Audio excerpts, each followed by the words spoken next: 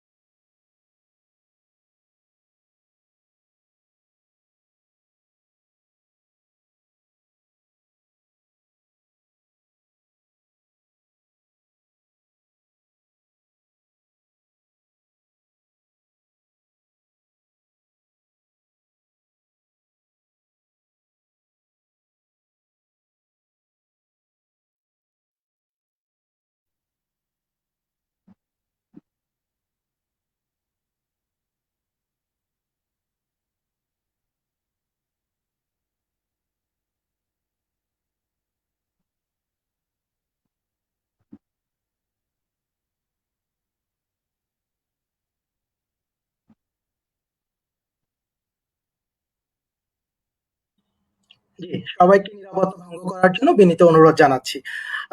আমরা সরাসরি চলে যাচ্ছি আজকের অধিবেশনে। আমরা জানি আমাদের আজকের অধিবেশনে সামনে একটি বিষয় উত্থাপিত হবে, যে বিষয়টি এমন: এই সংসদ মনে করে যে প্রযুক্তি নির্ভর শিক্ষা ব্যবস্থা শিক্ষার্থীদের জ্ঞান ক্ষুধা সীমিত করে তুলছে। আজকে সত্যিকার অর্থে করোনার সময়ে আমরা যখন দেখছি যে আমাদের প্রযুক্তিকে নির্ভর করে আমাদের শিক্ষার্থীরা তাদের পাঠদান কার্যক্রম চালিয়ে যাচ্ছে এখন পর্যন্ত, ঠিক সেরকম একটি প্রেক্ষাপটে আমাদের সামনে আজকে একটি যথার্থ বিষয় আলোচনার জন্য সংসদে উত্থাপিত হতে যাচ্ছে। আমি সংসদ অধিবেশনের শুরুতেই আমি আমাদের মাননীয় সংসদের নেতা মাননীয় প্রধানমন্ত্রীকে বিনীত অনুরোধ জানাবো আজকের এই মহান সংসদে বিষয়টি উত্থাপনের জন্য। জি, মাননীয় প্রধানমন্ত্রী জনাব হায়াতে জান্নাত।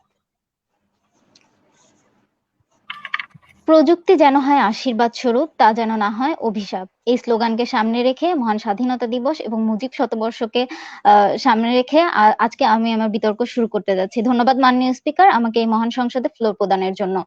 মাননীয় স্পিকার, আপনার অনুমতি ক্রমে এই সংসদে আমি একটি প্রস্তাব উত্থাপন করতে যাচ্ছি। প্রস্তাবটি হচ্ছে, এই সংসদ মনে করে প্রযুক্তি নির্ভর শিক্ষা ব্যবস্থা শিক্ষার্থীদের জ্ঞান ক্ষুধা সীমিত করে তুলছে। প্রতিটি সংসদে প্রস্তাব উত্থাপনের সাথে সাথে তা সংজ্ঞায়নের দাবি রাখে মাননীয় স্পিকার। প্রথমে আমি চলে যাচ্ছি সংজ্ঞায়নে। প্রযুক্তি বিজ্ঞানের বিভিন্ন আবিষ্কারকে মানুষের প্রায়োগিক কাজে লাগানোর উপায়কে বলা হয় প্রযুক্তি। এরপরে আসছে শিক্ষা ব্যবস্থা। পদ্ধতিগতভাবে জ্ঞান লাভের প্রক্রিয়াকেই শিক্ষা বলে এবং তার জন্য যেসব ব্যবস্থা গ্রহণ করা হয় তাকে বলা হয় শিক্ষা ব্যবস্থা। এরপরে শিক্ষার্থী যে নিয়মিত লেখাপড়া করে, সেটা হোক পাঠ্যগত অথবা পাঠ্যগত বহির্ভূত, এবং শেখার প্রতি আগ্রহ এবং যত্নশীল থাকে, তাকে আমরা শিক্ষার্থী বলি। জ্ঞান ক্ষুধা জ্ঞানকে অর্জন করার যে চাহিদা, সীমিত, প্রয়োজনের তুলনায় অপ্রতুল বা কম। মাননীয় স্পিকার, যে সকল মানদণ্ডের উপস্থিতি থাকলে আমরা বুঝবো যে প্রযুক্তি নির্ভর শিক্ষা ব্যবস্থা শিক্ষার্থীদের জ্ঞান ক্ষুধা সীমিত করে তুলছে, সেগুলো হলো: সকল পড়াশোনা মোবাইল এবং ল্যাপটপ ভিত্তিক হয়ে যাওয়া, শারীরিক ও মানসিক স্বাস্থ্যের অবনতি, যেটাকে আমরা বর্তমানে ডিপ্রেশন হিসেবে জানছি, শিক্ষক এবং শিক্ষার্থীদের প্রযুক্তি সম্পর্কিত যথেষ্ট অভ্যস্ততার অভাব, সৃজনশীল চিন্তা থেকে বঞ্চিত হওয়ার সম্ভাবনা, ডিভাইস অপ্রতুলতা এবং ইন্টারনেট জনিত সমস্যা, এবং সর্বশেষে নৈতিকতার অবক্ষয়। প্রথম দুইটি মানদণ্ড আমি আলোচনা করব এবং পরের মানদণ্ড যথাক্রমে আমার দলের পরবর্তী বক্তারা এসে আলোচনা করবেন, এবং আমরা প্রমাণ করে দিয়ে যাব যে প্রযুক্তি নির্ভর শিক্ষা ব্যবস্থা শিক্ষার্থীদের জ্ঞান ক্ষুধা সীমিত করে তুলছে। মাননীয় স্পিকার, আমি প্রথমে যে কথাটা দিয়ে শুরু করতে যাচ্ছি, পড়াশোনা বর্তমানে সকল পড়াশোনা মোবাইল এবং ল্যাপটপ ভিত্তিক হয়ে গেছে। মাননীয় স্পিকার, গত বছর 2020 সালে করোনার কারণে যখন শিক্ষা প্রতিষ্ঠান মার্চে বন্ধ হয়ে গেল, তারপরে কিছুদিন পরে শিক্ষা মন্ত্রণালয় এটি সিদ্ধান্ত নিল যে সকল শিক্ষা কার্যক্রম এখন অনলাইনের মাধ্যমে চলবে। মাননীয় স্পিকার, কিন্তু সেটি শুরু করা হয়েছিল একটি মহৎ উদ্দেশ্যকে লক্ষ্যে রেখে, কিন্তু ধীরে ধীরে যখন সময় যাচ্ছে এবং দেখা গেল শিক্ষার্থীরা পড়াশোনাকে গুরুত্বে না রেখে তারা বিভিন্ন কাজে লিপ্ত হয়ে যাচ্ছে এই প্রযুক্তির মাধ্যমে। তারা পড়াশোনার জন্য মোবাইল ল্যাপটপ হাতে নিচ্ছে, কিন্তু ঘন্টার পর ঘন্টা তারা বিভিন্ন সোশ্যাল মিডিয়াতে সময় কাটাচ্ছে, ফেসবুক, ইনস্টাগ্রাম এসবে তারা সময় কাটাচ্ছে এবং তারা পড়াশোনা থেকে দূরে সরে যাচ্ছে মাননীয় স্পিকার। এবং ক্লাসের কথাটা যদি আমরা বলি, সাধারণত আমাদের ক্লাসগুলো নেওয়া হয় গুগল মিট এবং জুমের মাধ্যমে, যেখানে শিক্ষার্থীরা জয়েন করছেন এবং তারা ভিডিও অডিও অফ করে দিয়ে তারা টিচারের ক্লাসটি মনোযোগ সহকারে শুনছেন না, যেটি ক্লাস স্কুল কলেজ খোলা থাকা অবস্থায় তাদের শুনতে বাধ্য হতো এবং তারা কিছুটা হলেও জ্ঞান অর্জন করতে পারতো, সেখান থেকে তারা পিছিয়ে পড়ছে মাননীয় স্পিকার। এবং এইসব কারণে শিক্ষার্থীরা বিভিন্ন ধরনের মানসিক এবং শারীরিক সমস্যার সম্মুখীন হচ্ছে মাননীয় স্পিকার। ডিপ্রেশন এটি খুবই প্রচলিত একটি শব্দ বর্তমানে, যার ফলে বিভিন্ন পয়েন্ট অফ ইনফরমেশন মাননীয় স্পিকার, তরুণ তরুণীরা এখন আক্রান্ত এবং যার কারণে আত্মহত্যার প্রবণতাও বর্তমানে বাংলাদেশে অনেক পরিমাণে বেড়ে গেছে মাননীয় স্পিকার। 2020 সালে 11,000-এর উপরে মানুষ মাননীয় স্পিকার। জি, প্রশ্নটি করুন। মাননীয় প্রধানমন্ত্রী, এই যে করোনা মহামারীকালীন প্রযুক্তি নির্ভর অনলাইন ক্লাস, এই ব্যবস্থাটি যদি না থাকতো তবে শিক্ষা কার্যক্রম ও জ্ঞানার্জন অব্যাহত রাখতে আপনার কাছে এর বিকল্প ব্যবস্থাটি কি হতে পারে বলে আপনি মনে করেন? মাননীয় বিরোধী দলীয় নেতা, আমি একটু আগেই বললাম যে আমরা একটি মহৎ উদ্দেশ্যকে লক্ষ্য রেখে এই প্রস্তাবটি আমরা গ্রহণ করেছিলাম এবং বর্তমানে সেটি আছে, এবং অবশ্যই এটি একটি ভালো দিক আছে জন্যই এটি আমরা গ্রহণ করেছিলাম মাননীয় স্পিকার। কিন্তু এটি যেন শিক্ষার্থীদের উপরে কোনো বাজে প্রভাব না ফেলে, সেই জন্য আজকের এই সংসদে এই প্রস্তাবটি উত্থাপন করেছি মাননীয় স্পিকার। আশা করি বিরোধী দলীয় নেতা উত্তরটি পেয়ে গেছেন।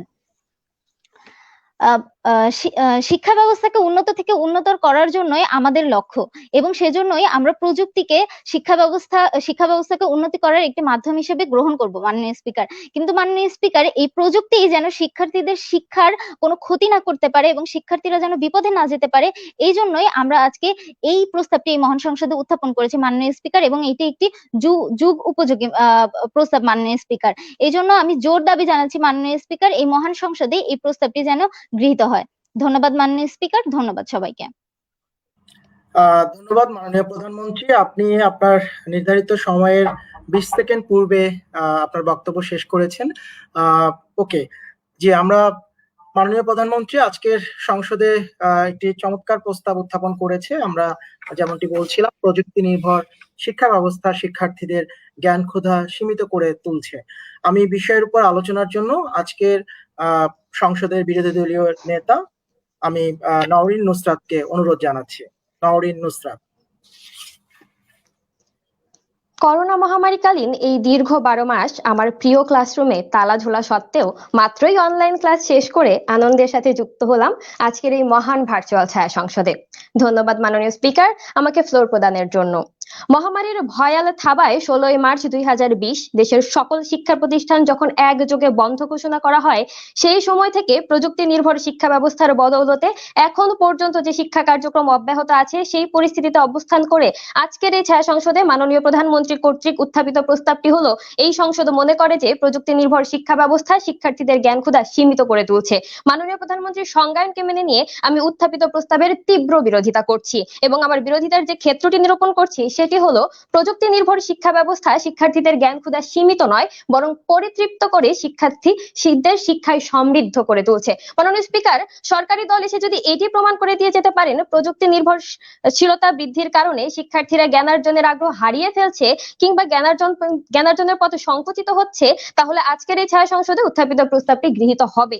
এই পক্ষান্তরে আমরা যদি এটি প্রমাণ করে দিয়ে যেতে পারি প্রযুক্তির প্রসার ও শিক্ষা ব্যবস্থার প্রযুক্তির ব্যবহারের কারণে শিক্ষার্থীরা নানা বিষয়ে জ্ঞানার্জনে আগ্রহী হয়ে উঠছে এবং জ্ঞানার্জনের পথে সুগম হচ্ছে, তাহলে এই ছায়া সংসদে এই প্রস্তাবটি কোনোভাবেই গৃহীত হওয়ার দাবি রাখে না। মাননীয় স্পিকার, বিতর্কের প্রেক্ষাপটকে সুস্পষ্ট করার জন্য আমরা 6টি মানদণ্ড দাঁড় করিয়েছি, যেগুলো হলো: 1, করোনা মহামারীকালে অনলাইন ক্লাস সুবিধা; 2, ই লাইব্রেরি ও ই বুকের মাধ্যমে জ্ঞান ক্ষুধা পরিতৃপ্তকরণ; 3, গবেষণা ক্ষেত্রে প্রয়োজনীয় তথ্য উপাত্ত সংগ্রহের সহজলভ্যতা; ডিজিটাল ডিজিটাল ক্লাসরুম থেকে জ্ঞান লাভ, 5 জ্ঞান অন্বেষণে ই লার্নিং, 6 সোশ্যাল মিডিয়া থেকে জ্ঞান অর্জন।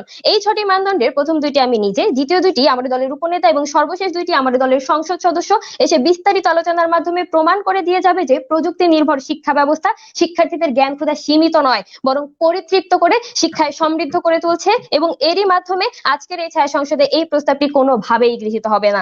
চলে যাচ্ছি প্রথম মানদণ্ড, করোনা মহামারীকালে অনলাইন ক্লাস সুবিধায়। মাননীয় স্পিকার, শিক্ষা ব্যবস্থায় আমূল পরিবর্তন যোগ করেছে ছড়িয়ে পড়া মহামারী করোনা ভাইরাস। শিক্ষা প্রতিষ্ঠান বন্ধ, শিক্ষা প্রতিষ্ঠানে গিয়ে পড়ার পরিবর্তে প্রযুক্তির সহায়তায় অনলাইন শ্রেণীকক্ষে পড়ায় অংশ নিচ্ছে বিশ্বের লাখো শিক্ষার্থী। যুগ যুগ ধরে চলে আসা ক্লাসে বসে পড়ার প্রাচীন ব্যবস্থায় এসেছে পরিবর্তন। বিশ্বের অনেক স্থানেই এখন স্কুল বা বিশ্ববিদ্যালয়ের পড়ালেখা নতুন মাত্রা পেয়েছে ডেস্কটপ, ল্যাপটপ আর স্মার্টফোনের পর্দায়। স্কুল কলেজে অধ্যয়নরত দেশের প্রায় 5 কোটি শিক্ষার্থীর 60% শিক্ষার্থী অনলাইন ক্লাসে অংশগ্রহণ করছে। বিশ্ববিদ্যালয়ের মঞ্জুরি কমিশন অর্থাৎ ইউজিসি জানিয়েছেন অনলাইন ক্লাস নিচ্ছে দেশের 78টি বিশ্ববিদ্যালয়। জুম, গুগল ক্লাসরুম, গুগল মিটে ওয়েবএক্স এর মতো অ্যাপস ব্যবহার করে পরিচালিত অনলাইন ক্লাসে শিক্ষার্থীর উপস্থিতি 50 থেকে 90%। মাননীয় স্পিকার, সরকারি দল এসে হয়তো এটি বলবেন অনলাইন ক্লাসে শতভাগ শিক্ষার্থীর উপস্থিতি নিশ্চিত করা যায়নি। হ্যাঁ মাননীয় স্পিকার, আমরাও বলছি শতভাগ উপস্থিতি নিশ্চিত হয়নি, কারণ বাংলাদেশে অনলাইন শিক্ষায় রয়েছে কিছু প্রতিকূলতা ও প্রতিবন্ধকতা। এগুলোর মধ্যে রয়েছে প্রত্যন্ত অঞ্চলে ধীরগতির ইন্টারনেট সেবা, আর্থিক সংকটজনিত কারণে ইন্টারনেট ডেটা ক্রয় করার সক্ষমতা ও স্মার্টফোন বা ডিভাইস না থাকা। এই সমস্যা সমাধান কল্পে বিশ্ববিদ্যালয়ের যে শিক্ষার্থীদের স্মার্টফোন কেনার অর্থ বা সামর্থ্য নেই তাদেরকে 10,000 টাকার সরকারি অনুদান প্রদান করা হয়। শিক্ষার্থীদের যে অনলাইন ক্লাস করার প্রতি আগ্রহ বিদ্যমান, তাদের যে তীব্র জ্ঞান ক্ষুধা রয়েছে, সেটি আবারও প্রমাণিত হয় অসচ্ছল শিক্ষার্থীদের অনুদান গ্রহণের স্বতঃস্ফূর্ত আবেদন এবং তা গ্রহণের মাধ্যমে। অর্থাৎ অনুদান গ্রহণ কিংবা যে কোনো উপায়ে এই প্রযুক্তি নির্ভর শিক্ষা ব্যবস্থায় তারা নিজেদের যুক্ত করতে চান এবং এটি প্রমাণ করছে যে প্রযুক্তি নির্ভর শিক্ষা ব্যবস্থা শিক্ষার্থীদের জ্ঞান ক্ষুধা সীমিত নয়, বরং পরিতৃপ্ত করে শিক্ষার্থীদের শিক্ষায় সমৃদ্ধ করে তুলছে। চলে যাচ্ছি আমার দ্বিতীয় মানদণ্ড, অর্থাৎ ই লাইব্রেরি ও ই বুকের মাধ্যমে জ্ঞান ক্ষুধা পরিতৃপ্তকরণে। মাননীয় স্পিকার, জ্ঞান চর্চার জন্য বই পড়ার কোনো বিকল্প নেই, কিন্তু এমন একটি সময় ছিল যখন মানুষের বই পড়ার তুমুল আগ্রহ থাকা সত্ত্বেও পছন্দ কিংবা চাহিদা অনুযায়ী বই কিনতে পারতেন না। উদাহরণস্বরূপ আমরা বলতে পারি একজন ব্যক্তির যদি 10টি বই পড়ার ইচ্ছা থাকতো, তার মধ্যে 6টি বই হয়তো তিনি ক্রয় করে পড়তে পারতেন, বাকি 4টি থেকে যেত তার ক্রয় ক্ষমতার বাইরে। আবার কিছু ক্ষেত্রে দেখা যেত পছন্দের কিংবা প্রয়োজনীয় বইটি লাইব্রেরিতে খুঁজেই পাওয়া যেত না, যার ফলে জ্ঞান পিপাসা থাকলেও সেটি পরিতৃপ্ত হতো না। বর্তমানে কিন্তু এই চিত্রটি পুরোপুরি পাল্টে গিয়েছে মাননীয় স্পিকার। এর কারণ হচ্ছে মুহূর্তেই গোটা বিশ্বের তথ্য ভান্ডারের সঙ্গে নিজেকে যুক্ত করতে এখন প্রচলিত হয়েছে ই লাইব্রেরি। ই লাইব্রেরি হচ্ছে অত্যাধুনিক প্রযুক্তির সমন্বয়ে গঠিত এমন এক আয়োজন যেখানে মুদ্রিত বইয়ের পাশাপাশি ইলেকট্রনিক বই বা ইবুক পড়ার সুযোগ রয়েছে। সুলভ মূল্যে প্রাপ্ত ইন্টারনেটের মাধ্যমে পৃথিবীর যে কোনো জায়গায় নির্দিষ্ট লাইব্রেরি বা প্রকাশকের ডেটাবেসে যুক্ত হয়ে ডিজিটাল প্রকাশনা পাওয়া যায়। অনলাইনে পড়া যায় বহু মূল্যবান বই, এমনকি কম্পিউটারে ডাউনলোড করে নিয়েও পড়া যায়। এর ফলে একদিকে যেমন বেঁচে যায় অর্থ, সময় ও স্থান, অন্যদিকে শিক্ষার্থীদের জ্ঞান ক্ষুধা সীমিত নয়, বরং সম্প্রসারিত হয়। মাননীয় স্পিকার, বিশ্ব সাহিত্য কেন্দ্র তাদের নতুন উদ্যোগ হিসেবে দেশ বিদেশের প্রযুক্তি নির্ভর সব বয়সী মানুষকে নিয়ে চাহিদা অনুযায়ী যে বই পড়া কর্মসূচি চালিয়েছে, তাতে দেশের প্রায় 15 লাখ পাঠক অংশ নিয়েছে। এই নজিরবিহীন আগ্রহ অনলাইন ছাড়া সম্ভব ছিল না মাননীয় স্পিকার, যা আবারও প্রমাণ করে প্রযুক্তি নির্ভর শিক্ষা ব্যবস্থা শিক্ষার্থীদের জ্ঞান ক্ষুধা সংকুচিত নয়, বরং প্রসারিত এবং পরিতৃপ্ত করে শিক্ষায় সমৃদ্ধ করে তুলছে। মাননীয় স্পিকার, আমি কি একটু সময় পেতে পারি? সেকেন্ডের মধ্যে আপনি বক্তব্য শেষ করবেন মাননীয় বিরোধী দলীয় নেতা। ধন্যবাদ মাননীয় স্পিকার। মাননীয় স্পিকার, 6টি মানদণ্ডের 2টি মানদণ্ড আলোচনার মাধ্যমে আমি ইতোমধ্যে প্রমাণ করে দিয়েছি যে প্রযুক্তি নির্ভর শিক্ষা ব্যবস্থা শিক্ষার্থীদের জ্ঞান ক্ষুধা সীমিত নয়, বরং পরিতৃপ্ত করে শিক্ষায় সমৃদ্ধ করে তুলছে। আমাদের দলের উপনেতা এবং সংসদ সদস্য এসে অন্যান্য মানদণ্ডগুলো বিস্তারিতভাবে আলোচনার মাধ্যমে এটি আরো সুস্পষ্ট করে যাবেন এবং এরই মাধ্যমে আজকের এই মহান ভার্চুয়াল ছায়া সংসদে উত্থাপিত প্রস্তাবটি যেন কোনোভাবেই গৃহীত না হয়, আমি তার জোর দাবি জানিয়ে আমার বক্তব্য শেষ করছি। ধন্যবাদ মাননীয় স্পিকার, আপনার মাধ্যমে সকলকে ধন্যবাদ। জি, ধন্যবাদ বিরোধী দলীয় নেতা নওরিন নুসরাত। আমরা মাননীয় প্রধানমন্ত্রী যে প্রস্তাবটি উত্থাপন করেছেন আজকের ছায়া সংসদে, প্রযুক্তি নির্ভর শিক্ষা ব্যবস্থা শিক্ষার্থীদের জ্ঞান ক্ষুধা সীমিত করে তুলছে, এর উপরে মাননীয় বিরোধী দলীয় নেতা আলোচনা করলেন। আমরা এই পর্যায়ে আমাদের মাননীয় মন্ত্রী মোসাম্মদ ফাতিমাতুজ জোহরাকে বক্তব্য প্রদানের সুযোগ প্রদান করছি। মোসাম্মদ ফাতিমাতুজ জোহরা, মাননীয় মন্ত্রী।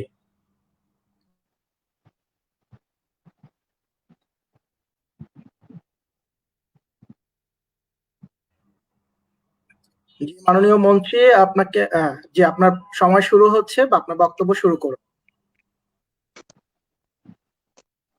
ধন্যবাদ মাননীয় স্পিকার, আমাকে এই মহান সংসদে ফ্লোর প্রদানের জন্য।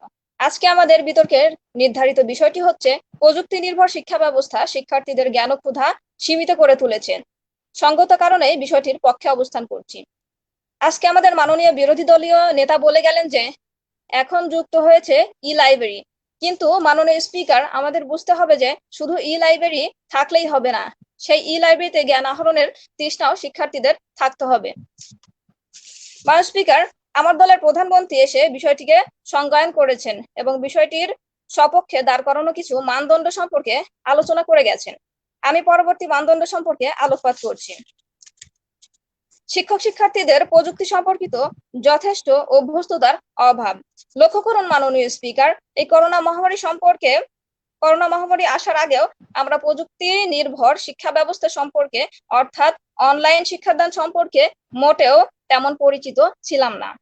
আমরা জানতাম না কিভাবে জুম অ্যাপ ব্যবহার করতে হয়, কিভাবে ফেসবুক লাইভ ব্যবহার করতে হয়। শিক্ষার্থী বান্ধব পরিবেশে শিক্ষকদের প্রাতিষ্ঠানিকভাবে কোনো অভিজ্ঞতা না থাকায় এবং অভিভাবকদের সচেতনতার অভাবে অনলাইন শিক্ষা সম্পর্কে নেতিবাচক একটি ধারণাও রয়েছে। তারপর আরেকটি বিষয় লক্ষ্য করে দেখুন মাননীয় স্পিকার, সরকারি হিসাব মতে বাংলাদেশের শিক্ষার্থী সংখ্যা প্রায় 5 কোটি। এর মধ্যে বেশিরভাগেরই পরিবার মধ্যবিত্ত ও নিম্নবিত্ত। অধিকাংশের পরিবারেই সরাসরি ক্লাস করার মতো নিরিবিলি পরিবেশ নেই। ফলে এসব শিক্ষার্থীরা অনলাইন ক্লাসের প্রতি আগ্রহ হারিয়ে বরং বাসার কাজে সহযোগিতা করছে। অথচ যখন শিক্ষা প্রতিষ্ঠানে বাস্তব ভিত্তিক ক্লাস হতো, তখন এসব শিক্ষার্থীরা শিক্ষকদের সরাসরি সংস্পর্শে ক্লাস করার ও জ্ঞান অর্জন করার একটি যথোপযুক্ত পরিবেশ পেত। এসব অসুবিধার কারণে আমরা অনলাইনে মোট শিক্ষার্থীর কেবল 21% যুক্ত করতে পারছি, আর বাসায় কাজ করছে 52% শিক্ষার্থী, যারা এই অনলাইন শিক্ষা ব্যবস্থার প্রতি আগ্রহ হারিয়ে ফেলছে। তথ্যটি আমি বলছি না, বলছে সময় নিউজ ডেস্ক 5ই সেপ্টেম্বর 2020। তাছাড়াও সম্প্রতি বিশ্ব ব্যাংকের করা এক অনলাইন জরিপে এমন তথ্য উঠে এসেছে যে শিক্ষার্থীদের স্কুল খোলা থাকার সময়ে তারা যে পরিমাণ সময় পড়াশোনায় ব্যয় করত, ছুটির মধ্যে সেটি উল্লেখযোগ্যভাবে কমে গেছে। মাননীয় স্পিকার, তাই এই হলো প্রযুক্তি নির্ভর শিক্ষা ব্যবস্থার হালচাল, যা আমাদের জ্ঞান আহরণে বন্ধা ও ফাঁকিবাজ জাতি হিসেবে তৈরি করছে। তাছাড়া বিশেষজ্ঞরাও বলছেন প্রযুক্তি নির্ভর অনলাইন ক্লাস শিক্ষার্থীদের শারীরিক ও মানসিক স্বাস্থ্যে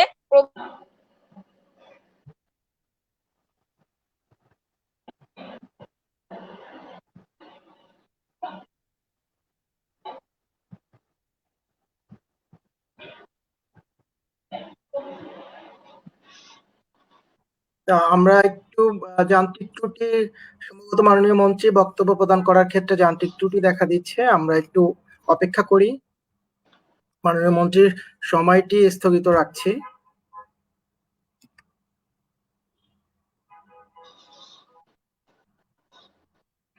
জি, শুধুমাত্রই বিদ্যা অর্জনের মাননীয় স্থান মন্ত্রী, নয়, সামাজিক মেলামেশা, খেলাধুলা, বিভিন্ন বিষয় বিনিময়, মতের আদান প্রদানেরও স্থান। এসব বাস্তব অভিজ্ঞতা তাদের জ্ঞান অর্জনের আগ্রহকে শানিত করে, যা প্রযুক্তি নির্ভর অনলাইন ক্লাসের আক্ষরিক জ্ঞানে কখনোই সম্ভবপর নয়। তাছাড়া প্রযুক্তি নির্ভর শিক্ষা ব্যবস্থায় শিক্ষার্থীরা বাস্তব খেলার মাঠ থেকে দূরে থাকছে। ফলে খেলাধুলার মাধ্যমে তাদের ব্যক্তিত্বের বিকাশ, নেতৃত্বের গুণাবলী অর্জন, সৃজনশীল চিন্তা চেতনা অর্জিত হচ্ছে না।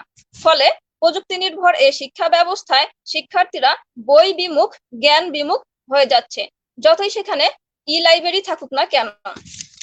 অনলাইন নির্ভর শিক্ষা ব্যবস্থার সবচেয়ে বড় গলদ হচ্ছে এখানে হাতে কলমে বা বাস্তবে প্রায়োগিকভাবে কোনো কিছু শেখার সুযোগ থাকছে না। ধরুন কেউ একজন ডাক্তার বা ইঞ্জিনিয়ার বা যে কোনো টেকনিক্যাল বিষয় নিয়ে পড়াশোনা করছে। এখন এক্ষেত্রে তাদের শিক্ষা গ্রহণের নির্ভরযোগ্য মাধ্যমই যদি হয় প্রযুক্তি নির্ভর তথা অনলাইন, এক্ষেত্রে নিঃসন্দেহে বলা যায় তাদের প্রায়োগিক ও জীবনমুখী শিক্ষার কোনো লক্ষ্যই হাতে কলমে অর্জিত হবে না। তারা হবে বাস্তবমুখী নয় অনলাইন ডাক্তার অথবা অনলাইন ইঞ্জিনিয়ার, বরং তারা এক সময় তাদের পড়াশোনার সংশ্লিষ্ট বিষয়ে আগ্রহ হারিয়ে ফেলবে, পড়াশোনাই ছেড়ে দিবে হয়তো, শুধু সার্টিফিকেট ভিত্তিক শিক্ষা গ্রহণ করবে আর তাদের সৃজনশীলতা তো নষ্ট হবে। এভাবেই অনলাইনে শিক্ষাদান বা প্রযুক্তি নির্ভর শিক্ষা আমাদেরকে জ্ঞান বিমুখ বা সৃজনশীলতা বিমুখ করে তুলছে। তাই এই মহান সংসদে আজকের উত্থাপিত বিষয়টি যেন গৃহীত হয় তার জোর দাবি জানাচ্ছি। ধন্যবাদ মাননীয় স্পিকার, ধন্যবাদ সবাইকে। জি, ধন্যবাদ মাননীয় মন্ত্রী। আপনি আপনার নির্ধারিত সময়ের 15 সেকেন্ড পূর্বে বক্তব্য শেষ করেছেন। আমি মাননীয় মন্ত্রী, আপনি আসলে যেমনটি বলছিলেন অনলাইন শিক্ষার ক্ষেত্রে বা প্রযুক্তি নির্ভর শিক্ষা ব্যবস্থার ক্ষেত্রে বিভিন্ন পরিসংখ্যান দিয়ে আপনি আলোচনায় অংশগ্রহণ করেছিলেন যে আমাদের কিছু সমস্যা রয়ে গিয়েছে, এবং যেটি আপনারা আপনাদের যে বক্তব্য যেটি বলছে যে শিক্ষার্থীদের জ্ঞান খোঁজাকে সীমিত করে তুলছে প্রযুক্তি নির্ভর আমাদের যে শিক্ষা ব্যবস্থা, সেটিকে আপনি আবারও এসে সমর্থন করেছেন মাননীয় প্রধানমন্ত্রীর বক্তব্যের সাথে একই সুরে। ধন্যবাদ মাননীয় মন্ত্রী। আমি এ পর্যায়ে মাননীয় বিরোধী দলীয় উপনেতা আরশি আখি বিনীত অনুরোধ করছি আরশি আখিকে মহান সংসদে তার বক্তব্য উত্থাপন করার জন্য। জি, আরশি আখি, সময় শুরু হচ্ছে।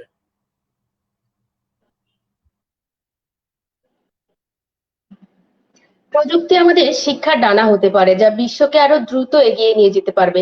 জেনি আর্লেজের এই উক্তিটি কালক্রমে বাস্তবে রূপ নিয়েছে।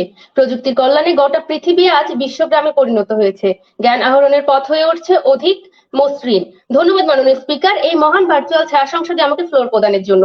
আজকের এই ছায়া সংসদে মাননীয় প্রধানমন্ত্রী যে প্রস্তাবটি উত্থাপন করেছেন সেটি হলো প্রযুক্তি নির্ভর শিক্ষা ব্যবস্থা শিক্ষার্থীদের জ্ঞান ক্ষুধা সীমিত করে তুলছে। মাননীয় স্পিকার, আমার দলের নেতা এই বিষয়ে যুক্তি দেখিয়ে ক্ষেত্র নিরূপণ করে দিয়েছেন যে প্রযুক্তি নির্ভর শিক্ষা ব্যবস্থা শিক্ষার্থীদের জ্ঞান ক্ষুধা সীমিত নয়, তা পরিতৃপ্ত করে শিক্ষায় সমৃদ্ধ করে তুলছে। এবং উক্ত বিষয়টি সুস্পষ্ট করে তিনি 6টি মানদণ্ড দাঁড় করিয়েছেন। তার প্রথম দুটি অর্থাৎ করোনা মহামারীকালে অনলাইন ক্লাসের ভূমিকা এবং ই লাইব্রেরি ই বুকের মাধ্যমে জ্ঞান ক্ষুধা পরিতপ্তকরণ শিক্ষার্থীদের জ্ঞান আগ্রহ বাড়িয়ে তুলছেন। এবার আমি দ্বিতীয় দুটি মানদণ্ড অর্থাৎ শিক্ষার্থীদের গবেষণা ক্ষেত্রে ইন্টারনেটের মাধ্যমে প্রয়োজনীয় তথ্য উপাত্ত সংগ্রহের সহজলভ্যতা এবং ডিজিটাল ক্লাসরুমের মাধ্যমে শিক্ষার্থীদের উন্নত মানের শিক্ষা প্রদান, এবং সর্বশেষ মানদণ্ড দুটি আমার দলের সংসদ সদস্য বিস্তারিত আলোচনা এবং পুরো বিষয়টিকে সমন্বয় সাধনের মাধ্যমে দেখিয়ে দিয়ে যাবো যে প্রযুক্তি নির্ভর শিক্ষা ব্যবস্থা শিক্ষার্থীদের জ্ঞান ক্ষুধা সীমিত নয়, বরং তা জ্ঞান ক্ষুধা পরিতৃপ্ত করে শিক্ষায় সমৃদ্ধ করে তুলছে। এবং এরই মাধ্যমে আজকে সংসদে উত্থাপিত বিষয়টি প্রস্তাবটি সংসদে গৃহীত না হওয়ার দাবি জানাই। শিক্ষার্থীদের গবেষণা ক্ষেত্রে ইন্টারনেটের মাধ্যমে প্রয়োজনীয় তথ্য উপাত্ত সংগ্রহের সহজলভ্যতা। গবেষণা শব্দটির সাথে মিশে আছে তথ্য অনুসন্ধান বিষয়টি। গবেষণার ক্ষেত্রে অনুসন্ধানী মনোভাবের বিকল্প নেই। বিশ্ববিদ্যালয়ে গবেষণা কাজে লিপ্ত শিক্ষার্থীরা গবেষণার জন্য যে সকল তথ্য নিজ দেশ থেকে খুঁজে পাচ্ছে না সে সকল তথ্য অন্যান্য দেশের লাইব্রেরি হতে ই লাইব্রেরির মাধ্যমে ইন্টারনেট ব্যবহার করে খুঁজে বের করছে। ভালো মানের গবেষণা করার জন্য একজন গবেষককে নিয়মিত নতুন বিষয় নিয়ে ঘাটাঘাটি করতে হয়, বাড়াতে হয় জ্ঞান এবং চিন্তার পরিধি। ইন্টারনেট তথা ভার্চুয়াল জগৎ বিশ্বের এক প্রান্তের মানুষের সাথে অপর প্রান্তের মানুষের যোগাযোগ এবং তথ্য আদান প্রদান সহজ করে দিয়েছে। মাননীয় স্পিকার, এর ফলে আমরা দেখতে পাচ্ছি শিক্ষা এবং গবেষণা ক্ষেত্রে এসেছে বৈপ্লবিক পরিবর্তন এবং প্রতিনিয়ত বৃদ্ধি পাচ্ছে শিক্ষার্থীদের জ্ঞান ক্ষুধা। গবেষণা তথ্য সংগ্রহের জন্য আমরা এখন ডিজিটাল অডিও বা ভিডিও রেকর্ডার ব্যবহার করে থাকি। তথ্য বিশ্লেষণের জন্য, বিশেষ করে পরিমাণগত সংখ্যাবোধক তথ্য বিশ্লেষণের জন্য কম্পিউটার সফটওয়্যার এখন আবশ্যক হয়ে দাঁড়িয়েছে। এক্ষেত্রে মাইক্রোসফট এক্সেল SPSS খুবই কার্যকরী দুটি সফটওয়্যার। এমনকি মাননীয় স্পিকার লক্ষ্য করুন, গবেষণা রিপোর্ট তৈরি এবং তা বিস্তরণের জন্য আমাদের তথ্য প্রযুক্তি ব্যবহার করতে হয়। এক দেশের ছাত্র শিক্ষকরা ভার্চুয়াল জগতের কল্যাণে সহজেই অপর দেশের ছাত্র শিক্ষকদের সঙ্গে সম্পর্ক গড়ে তুলতে পারছেন এবং শিক্ষা এবং গবেষণায় সহযোগিতা করতে পারছেন, যা জ্ঞানের আগ্রহের বহিঃপ্রকাশ। শিক্ষা গবেষণার প্রতিটি ধাপেই তথ্য প্রযুক্তি ব্যবহার করা হচ্ছে। যে কোনো ইস্যু বা সমস্যা সম্পর্কে বিদ্যমান জ্ঞান গবেষণার ফল জানার জন্য আমরা তথ্য প্রযুক্তির সহায়তা গ্রহণ করছি। অনলাইনে বিভিন্ন ডাটাবেজে অনুসন্ধান করে গুগল অথবা গুগল স্কলারে অনুসন্ধান করে সর্বশেষ তথ্য আমরা সংগ্রহ করতে পারছি। সেখানে আমরা প্রযুক্তি নির্ভর শিক্ষা ব্যবস্থা দ্বারস্থ না হয়ে কিভাবে জ্ঞান ক্ষুধা পরিতৃপ্ত করতে পারি। সায়েন্টিফিক বাংলাদেশ নামের অনলাইন সাময়িকী তাদের বার্ষিক প্রতিবেদনের তথ্য অনুসারে বাংলাদেশি গবেষণা 2020 সালে 160 পেয়ার রিভিউড ইম্প্যাক্ট ফ্যাক্টর যুক্ত জার্নালে মোট 8140টি গবেষণা প্রবন্ধ প্রকাশ করেন। 2019 সালে এই সংখ্যা ছিল 6000। আপনার বক্তব্য একটু সংক্ষিপ্ত করুন। একটি প্রশ্ন রয়েছে মাননীয় দিক থেকে দক্ষিণ এশিয়ার মতো তৃতীয় অবস্থানে আছে বাংলাদেশ। এখানেও আমরা দেখতে পাচ্ছি শিক্ষার্থীদের গবেষণা ক্ষেত্রে ইন্টারনেটের। আচ্ছা, উপনেতা হয়তো কারিগরি কারণে আমার আমাকে শুনতে পারছেন না। হায়াতে জান্নাত, আপনি অপেক্ষা করুন। মাননীয় উপনেতা প্রয়োজন পরবর্তীতে সুযোগ আসলে আপনার প্রশ্নটি আমি নিব।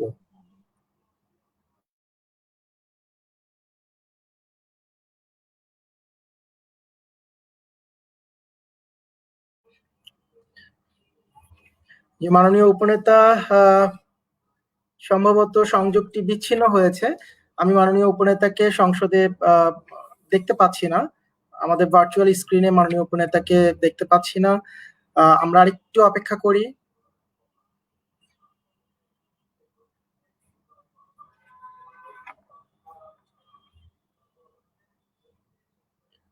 মাননীয় উপনেতা সম্ভবত কারিগরি ত্রুটির কারণে আমাদের সাথে বিচ্ছিন্ন হয়েছেন। আমার মনে হয় আমার মতো আপনারাও কেউ হয়তো তাকে দেখতে পাচ্ছেন না। ওকে, জি, আমি তাহলে অপেক্ষা না করে আমরা চলে যাই। আমার মনে হয় এখানে আমাদের যিনি পরবর্তী বক্তা, আমাদের আজকের যে বিষয় মহান সংসদে উত্থাপিত হয়েছে, প্রযুক্তি নির্ভর শিক্ষা ব্যবস্থা শিক্ষার্থীদের জ্ঞান ক্ষুধা সীমিত করে তুলছে, এই বিষয়টির পক্ষে অর্থাৎ সরকারি দলে বক্তব্য প্রদান করার জন্য, সর্বশেষ গঠনমূলক বক্তব্য প্রদান করার জন্য আমি বিনীতভাবে অনুরোধ জানাচ্ছি সম্মানিত সংসদ সদস্য শাম্মী আক্তার জাসিয়া। শাম্মী আক্তার জাসিয়া, আপনার সময় শুরু হচ্ছে এখন। ধন্যবাদ মাননীয় স্পিকার এই মহান সংসদে আমাকে ফ্লোর প্রদানের জন্য। মাননীয় প্রধানমন্ত্রী কর্তৃক আমাদের আজকের উত্থাপিত বিষয় হচ্ছে প্রযুক্তি নির্ভর শিক্ষা ব্যবস্থা শিক্ষার্থীদের জ্ঞান ক্ষুধা সীমিত করে তুলছে।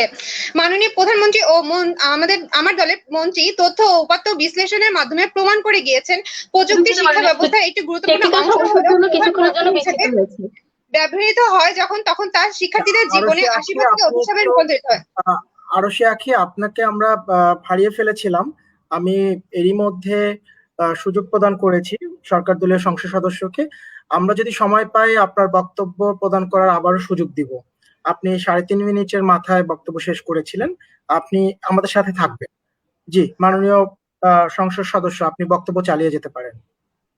মাননীয় প্রধানমন্ত্রী কিছু মানদণ্ড দাঁড় করিয়ে দিয়ে গেছেন, তার মধ্যে আমি যে মানদণ্ডগুলো নিয়ে কথা বলবো তা হলো ডিভাইস অপ্রতুলতা এবং ইন্টারনেট জনিত সমস্যা এবং নৈতিকতার অবক্ষয়।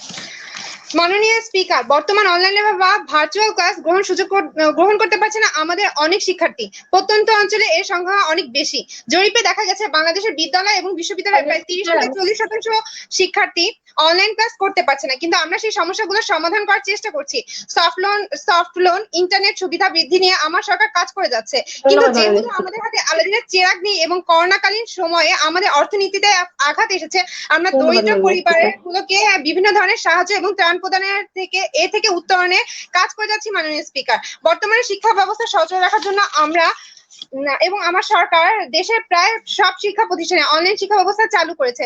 বর্তমানে শিক্ষার্থীরা Zoom apps, Google classroom, Google Meet, WebEx, Facebook Live, ইউটিউবের মতো বিভিন্ন সাইট ব্যবহার করে ক্লাস করছে। সংসদ টিভিও বিভিন্ন শ্রেণীর শিক্ষার্থীদের জন্য বিভিন্ন বিষয়ে নিয়মিত ক্লাস প্রচার করে যাচ্ছে।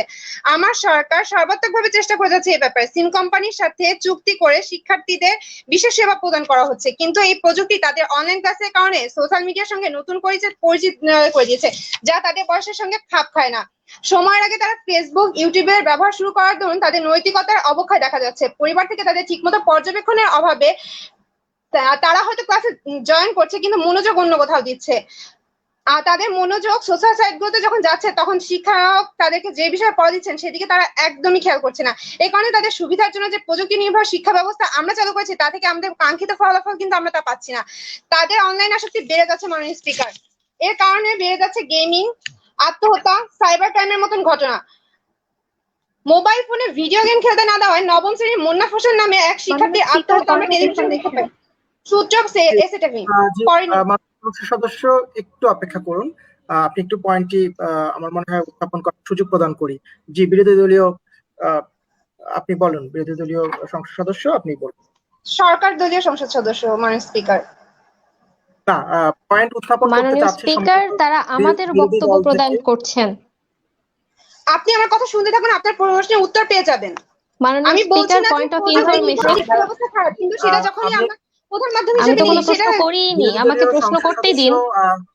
জি, বিরোধী দলীয় সংসদ সদস্য, আপনাকে একটু থামাবো। আগে আমি দেখি মাননীয় সরকার বিরোধী দল থেকে সরকার দলীয় সংসদ সদস্য, জি আপনাকে থামাচ্ছি। বিরোধী দল থেকে সুস্পষ্টভাবে প্রশ্নটি উত্থাপন করুন। মাননীয় স্পিকার, মাননীয় প্রশ্নটি উত্থাপন করবেন সম্ভবত হালিমা খাতুন মিম। আমি আপনার পয়েন্টটি গ্রহণ করেছি। হালিমা খাতুন মিম, দ্রুত উত্থাপন ধন্যবাদ করবেন। মাননীয় স্পিকার। সরকার দলীয় সাংসদ, আপনার কাছে প্রশ্ন ছিল, শিক্ষাক্ষেত্রে প্রযুক্তি নির্ভরতার কারণে শিক্ষার্থীরা কি নৈতিকতার অবক্ষয় ঘটছে, কিন্তু এর সঙ্গে জ্ঞান ক্ষুধা সীমিত হওয়ার কি সম্পর্ক? বিষয়টা একটু সুস্পষ্ট করে যাবেন। জি, আমি আপনার প্রশ্নের উত্তর দিচ্ছি, আপনি আমার বক্তব্য শুনতে থাকুন, আপনি আপনার উত্তর পেয়ে যাবেন। বিরোধী দলীয় নেতা, মোবাইল ফোনে দেশের প্রযুক্তি বাড়ার সাথে সাথে সাইবার ক্রাইম বেড়ে যাচ্ছে আশঙ্কাজনকভাবে। বাংলাদেশ পুলিশের ডাটা ম্যানেজমেন্ট সিস্টেমের জরিপ থেকে জানা যায় 2015 সালে অভিযোগ এসেছে সাইবার ক্রাইমের আওতায় 597টি, 2016 সালে তা বেড়ে যায় 879টি, 2017 সালে তা বেড়ে দাঁড়ায় 1028টি এবং 2018 সালে এর সংখ্যা দাঁড়ায় 1765টিতে। অনলাইন ক্লাসে আমরা শিক্ষার্থীদের পড়াশোনা করার যথেষ্ট সুযোগ দিলেও তারা তাতে আগ্রহ পাচ্ছে না। আর যেসব পরীক্ষা না হয় তা নজরদারির যথেষ্ট অভাব থাকায় দেখা যায় যে শিক্ষার্থীরা নকল করছে এবং বিভিন্ন সোশ্যাল সাইটের মাধ্যমে তারা একে অপরকে উত্তর সরবরাহ করছে, যা নৈতিকতার অবক্ষয়। এবং এখানে অভিভাবকদের নজরদারিদের যথেষ্ট অভাব এবং অনেক বাবা মা পরীক্ষায় সহায়তা করছেন, ইন্টারনেট থেকে সার্চ করে পরীক্ষার খাতায় উত্তর দিচ্ছে শিক্ষার্থীরা। এমন শিক্ষায় শিক্ষিত করতে চাই না আমাদের শিক্ষার্থীদের। মাননীয় স্পিকার, তাই আমার মনে হয় আজকে উত্থাপিত প্রস্তাবটি সংসদে গৃহীত হওয়ার দাবি রাখে। মাননীয় স্পিকার, আমার দলের প্রধানমন্ত্রী এবং মন্ত্রী এবং আমার দলের যেসব মানদণ্ড আজকে আলোচনা করলাম তাতে সুস্পষ্ট প্রমাণ হয় যে দেশ এবং দেশের শিক্ষার্থীর কথা ভেবে আজকে এই প্রস্তাবটি উত্থাপন করেছি আমরা। আমাদের সকল শিক্ষা ব্যবস্থাকে অনলাইন ভিত্তিক করেছিলাম, কিন্তু এই অনলাইন ভিত্তিক হওয়ার কারণে কোন শিক্ষার্থী যেন পড়াশোনার প্রতি আগ্রহ না হয় সেই বিষয়টিকে প্রাধান্য দিয়ে আজকে এই প্রস্তাবটি উত্থাপিত হয়েছে। এটি সময় উপযোগী প্রস্তাব। মাননীয় স্পিকার, আমার লক্ষ্য প্রযুক্তিকে শিক্ষার উন্নীতকরণের মাধ্যমে নেওয়া, কিন্তু প্রযুক্তি নির্ভর শিক্ষা ব্যবস্থা গড়ে তোলা না যাক, তাই আমি আমার প্রস্তাবটি গৃহীত হওয়ার জোর দাবি জানাচ্ছি। মাননীয় স্পিকার, মাননীয় স্পিকার একটু সময় চেয়ে নিচ্ছি। মাননীয় সংসদ সদস্য, আপনাকে 20 সেকেন্ড সময় দেওয়া হলো। শুধুমাত্র ই-লাইব্রেরি এবং গবেষণার জন্য তথ্য যদি সহজলভ্য করে দেয় এবং সেটা যদি হচ্ছে শিক্ষার্থীরা ফাঁকিবাজি কাজে এবং নকল কাজে ব্যবহার করে থাকে, তাহলে সেটা কিভাবে নৈতিকতার অবক্ষয় নয়? আশা করি আপনি আপনার উত্তর পেয়েছেন। উপনেতা, বিরোধী দলের উপনেতা। জি, ধন্যবাদ। মাননীয় স্পিকার, ধন্যবাদ সকলকে। ধন্যবাদ শাম্মী আক্তার জাসিয়া। সম্মানিত সরকার দলীয় সংসদ সদস্য, আপনি মাননীয় প্রধানমন্ত্রী কর্তৃক উত্থাপিত বিষয়ের পক্ষে আপনার বক্তব্য উপস্থাপন করলেন। আমরা এবার বিরোধী দলের সর্বশেষ বক্তা, বিরোধী দলীয় সংসদ সদস্য, যদিও আমি একটু বলে রাখি আরশি আপনি থাকবেন আমাদের সাথে। বিরোধী দলীয় যিনি সংসদ সদস্য তার বলা শেষ হলে আপনার গঠনমূলক পর্বের যেটি বাদ ছিল সেই অংশটুকু আপনার কাছ থেকে শুনবো। আরশি আমাদের সাথেই থাকবেন। জি, এবার হালিমা খাতুন মিম, বিরোধী দলীয় সংসদ সদস্য, আপনি আপনার বক্তব্য শুরু করুন। আপনার সময় শুরু হচ্ছে এখন। বিশ্বজোড়া পাঠশালা মোর, সবার আমি ছাত্র, নানানভাবে নতুন জিনিস শিখছি দিবারাত্র। কবি সুনির্মল বসু বিশ্বকে পাঠশালা রূপে কল্পনা করেছেন, আর সেই পাঠশালা থেকে প্রতিনিয়ত নতুন কিছু শেখার কোনো মন্ত্র যদি থেকে থাকে তা হলো প্রযুক্তি, যা বিশ্বকে নিয়ে এসেছে হাতের মুঠোয়। ধন্যবাদ মাননীয় স্পিকার, আজকের এই মহান ভার্চুয়াল ছায়া সংসদে আমাকে ফ্লোর প্রদানের জন্য। আজকে এই ছায়া সংসদে প্রধানমন্ত্রী কর্তৃক উত্থাপিত প্রস্তাবটি হলো প্রযুক্তি নির্ভর শিক্ষা ব্যবস্থা শিক্ষার্থীদের জ্ঞান ক্ষুধা সীমিত করে তুলছে। আমার দলের মাননীয় নেতা প্রধানমন্ত্রীর সংজ্ঞানকে মেনে নিয়ে বিতর্কের যে ক্ষেত্রটি নির্ধারণ করেছেন তা হলো প্রযুক্তি নির্ভর শিক্ষা ব্যবস্থা শিক্ষার্থীদের জ্ঞান ক্ষুধা সীমিত নয়, বরং পরিতৃপ্ত করে শিক্ষার সমৃদ্ধ করে তুলছে।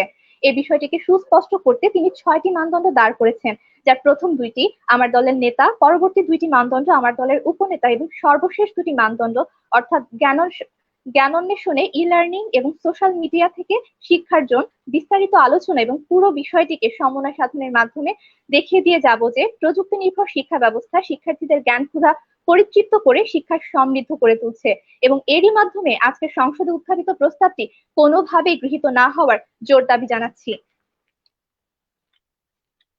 ই-লার্নিং বলতে অনলাইন থেকে শিক্ষা অর্জনকে বোঝায়। বর্তমান যুগে অনলাইন ভিত্তিক পড়াশোনা খুবই ব্যাপক প্রসার লাভ করেছে।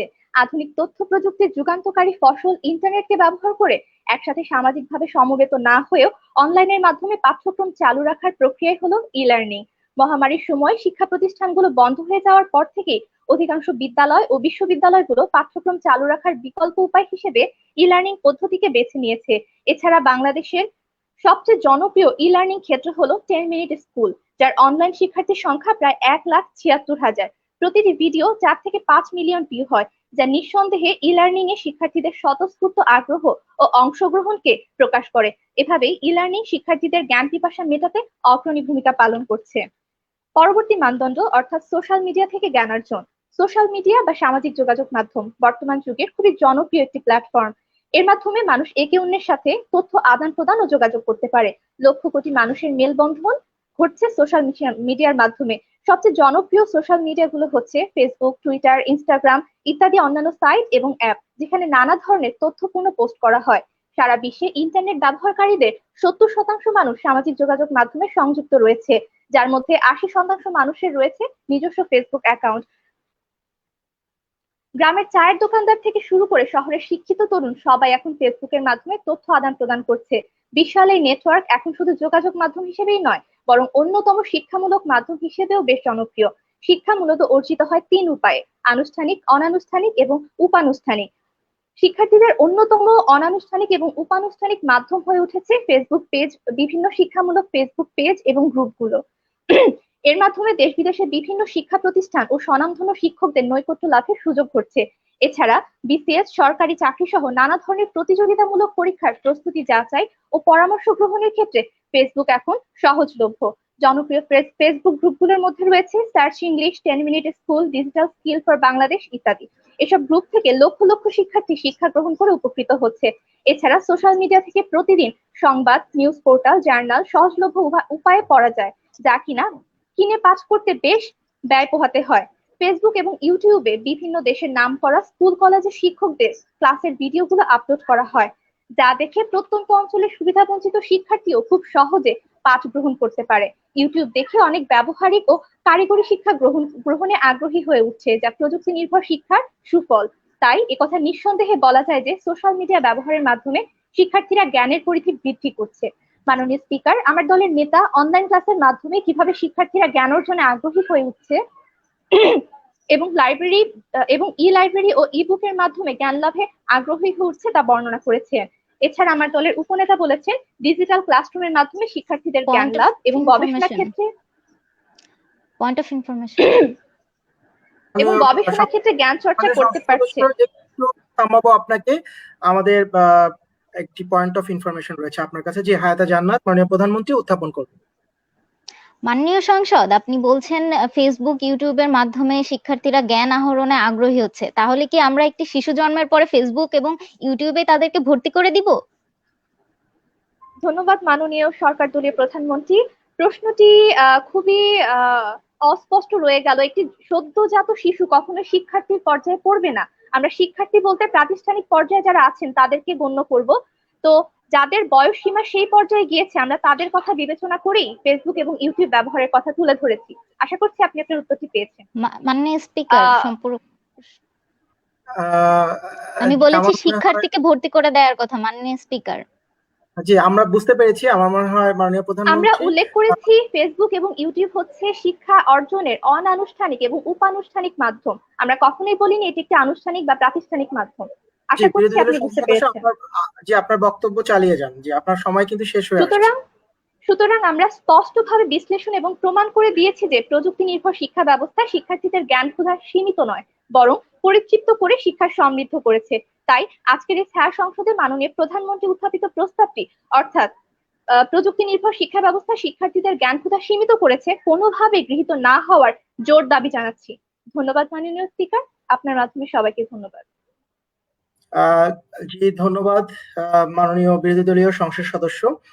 আমরা গঠনমূলক পর্বের শেষ পর্যায়ে, অর্থাৎ গঠনমূলক পর্ব আমরা শেষ করেছি, কিন্তু আমি মাঝখানে বলেছিলাম যে আমাদের একজন উপনেতা বিরোধী দলীয় আরশি আখি তার বক্তব্যের মাঝখানে বিভ্রাট হওয়ায় আমি একটু তাকে পুনরায় সুযোগ প্রদান করছি।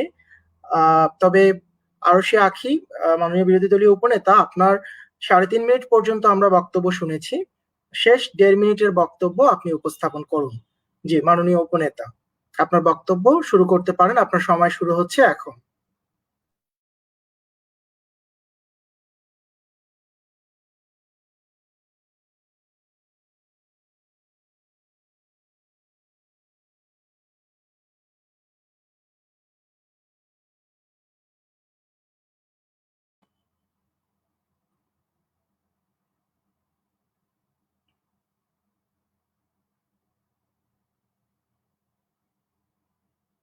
জি, মাননীয় উপনেতা, আপনি আমাকে শুনতে পাচ্ছেন?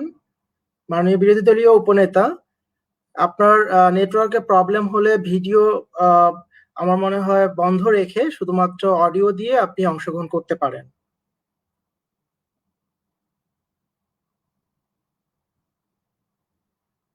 যে আমরা একটু অপেক্ষা করি, আমরা দেখি আমাদের মাননীয় বিরোধী দলীয় উপনেতা আমাদের সাথে সংযুক্ত হতে পারেন কিনা।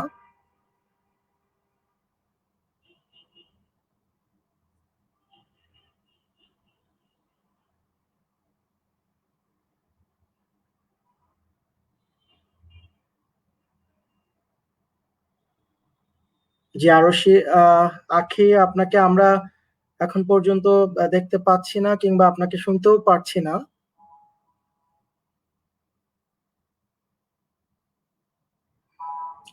দুঃখিত, আমরা আরশি আখি আবারও বিচ্ছিন্ন হয়ে গিয়েছে আমাদের থেকে। আমরা আরেকটু অপেক্ষা করব, আমরা একটু 10 সেকেন্ড অপেক্ষা করি। আমার মনে হয় এর বেশি আসলে সংসদের সময় চলে যাচ্ছে। আমরা 10 সেকেন্ড।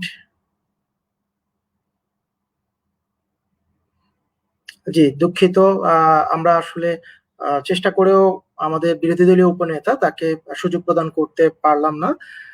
আমরা সরাসরি এবার আমরা গঠনমূলক পর্ব শেষ করলাম। আমার মনে হয় আমরা যুক্তি খণ্ডন পর্বে চলে যেতে পারি।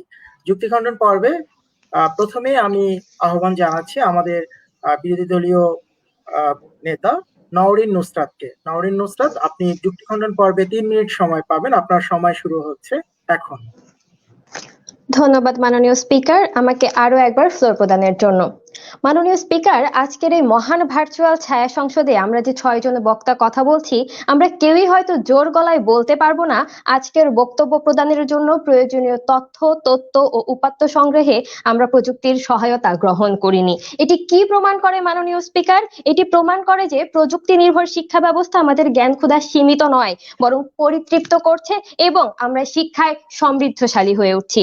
মাননীয় স্পিকার, আমার মাননীয় প্রধানমন্ত্রী এসে প্রথমেই স্বীকার করে গেলেন করোনাকালীন সময়ে অনলাইন ক্লাস শুরু হয়েছিল একটি মহৎ উদ্দেশ্য নিয়ে এবং এর ভালো দিক রয়েছে। মাননীয় স্পিকার, যে অনলাইন ক্লাসের ভালো দিকই থাকবে সেটি কি করে আমাদের জ্ঞান ক্ষুধা সীমিত করবে? মাননীয় স্পিকার, তাকে আরো প্রশ্ন করেছিলাম যে অনলাইন ক্লাসের পরিবর্তে আপনার কাছে কোনো বিকল্প ব্যবস্থা আছে কিনা। তিনি কিন্তু কোনো বিকল্প ব্যবস্থার কথা বলে যেতে পারেননি।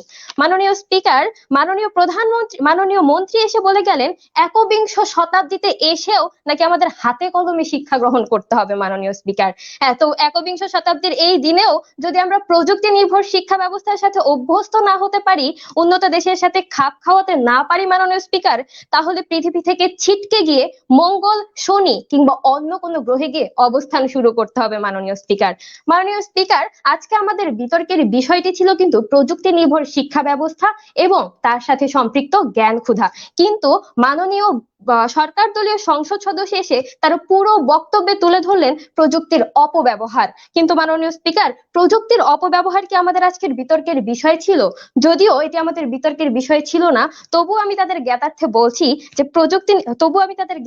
বলছি যে মাননীয় স্পিকার, প্রযুক্তির অপব্যবহার এটি কিভাবে হয়? আমরা শিক্ষার্থী হয়েও যদি আমাদের মধ্যে এইটুকু নৈতিকতা বোধ নিজেদের মধ্যে জাগ্রত করতে না পারি যে কোন ওয়েবসাইটে ঢুকতে হবে এবং কোন ওয়েবসাইটে আমাদেরকে এড়িয়ে চলতে হবে, তাহলে কেবল প্রযুক্তি নির্ভর শিক্ষা ব্যবস্থা কেন মাননীয় স্পিকার, পুঁথিগত শিক্ষাও আমাদের কোনো কাজে আসেনি এবং ভবিষ্যতেও কাজে আসার কোনো সম্ভাবনা নেই। মাননীয় স্পিকার, অনলাইন ক্লাস হচ্ছে এই প্রযুক্তি নির্ভর শিক্ষা ব্যবস্থার সবচেয়ে বড় দৃষ্টান্ত এবং এই যে আমরা ভার্চুয়াল ছায়া সংসদে একটি উপানুষ্ঠানিক শিক্ষার মধ্যে যে আছি, একটি বিতর্ক প্ল্যাটফর্মে আছে, একটি ভার্চুয়াল ছায়া সংসদে আছি, এটাও কিন্তু প্রযুক্তি নির্ভর শিক্ষা ব্যবস্থা, যেটি আমাদের কোনোভাবে জ্ঞান ক্ষুধা সীমিত করছে না, বরং সম্প্রসারিত করছে, একই সাথে আমাদের যে জ্ঞান ক্ষুধা রয়েছে সেটি পরিতৃপ্ত করছে।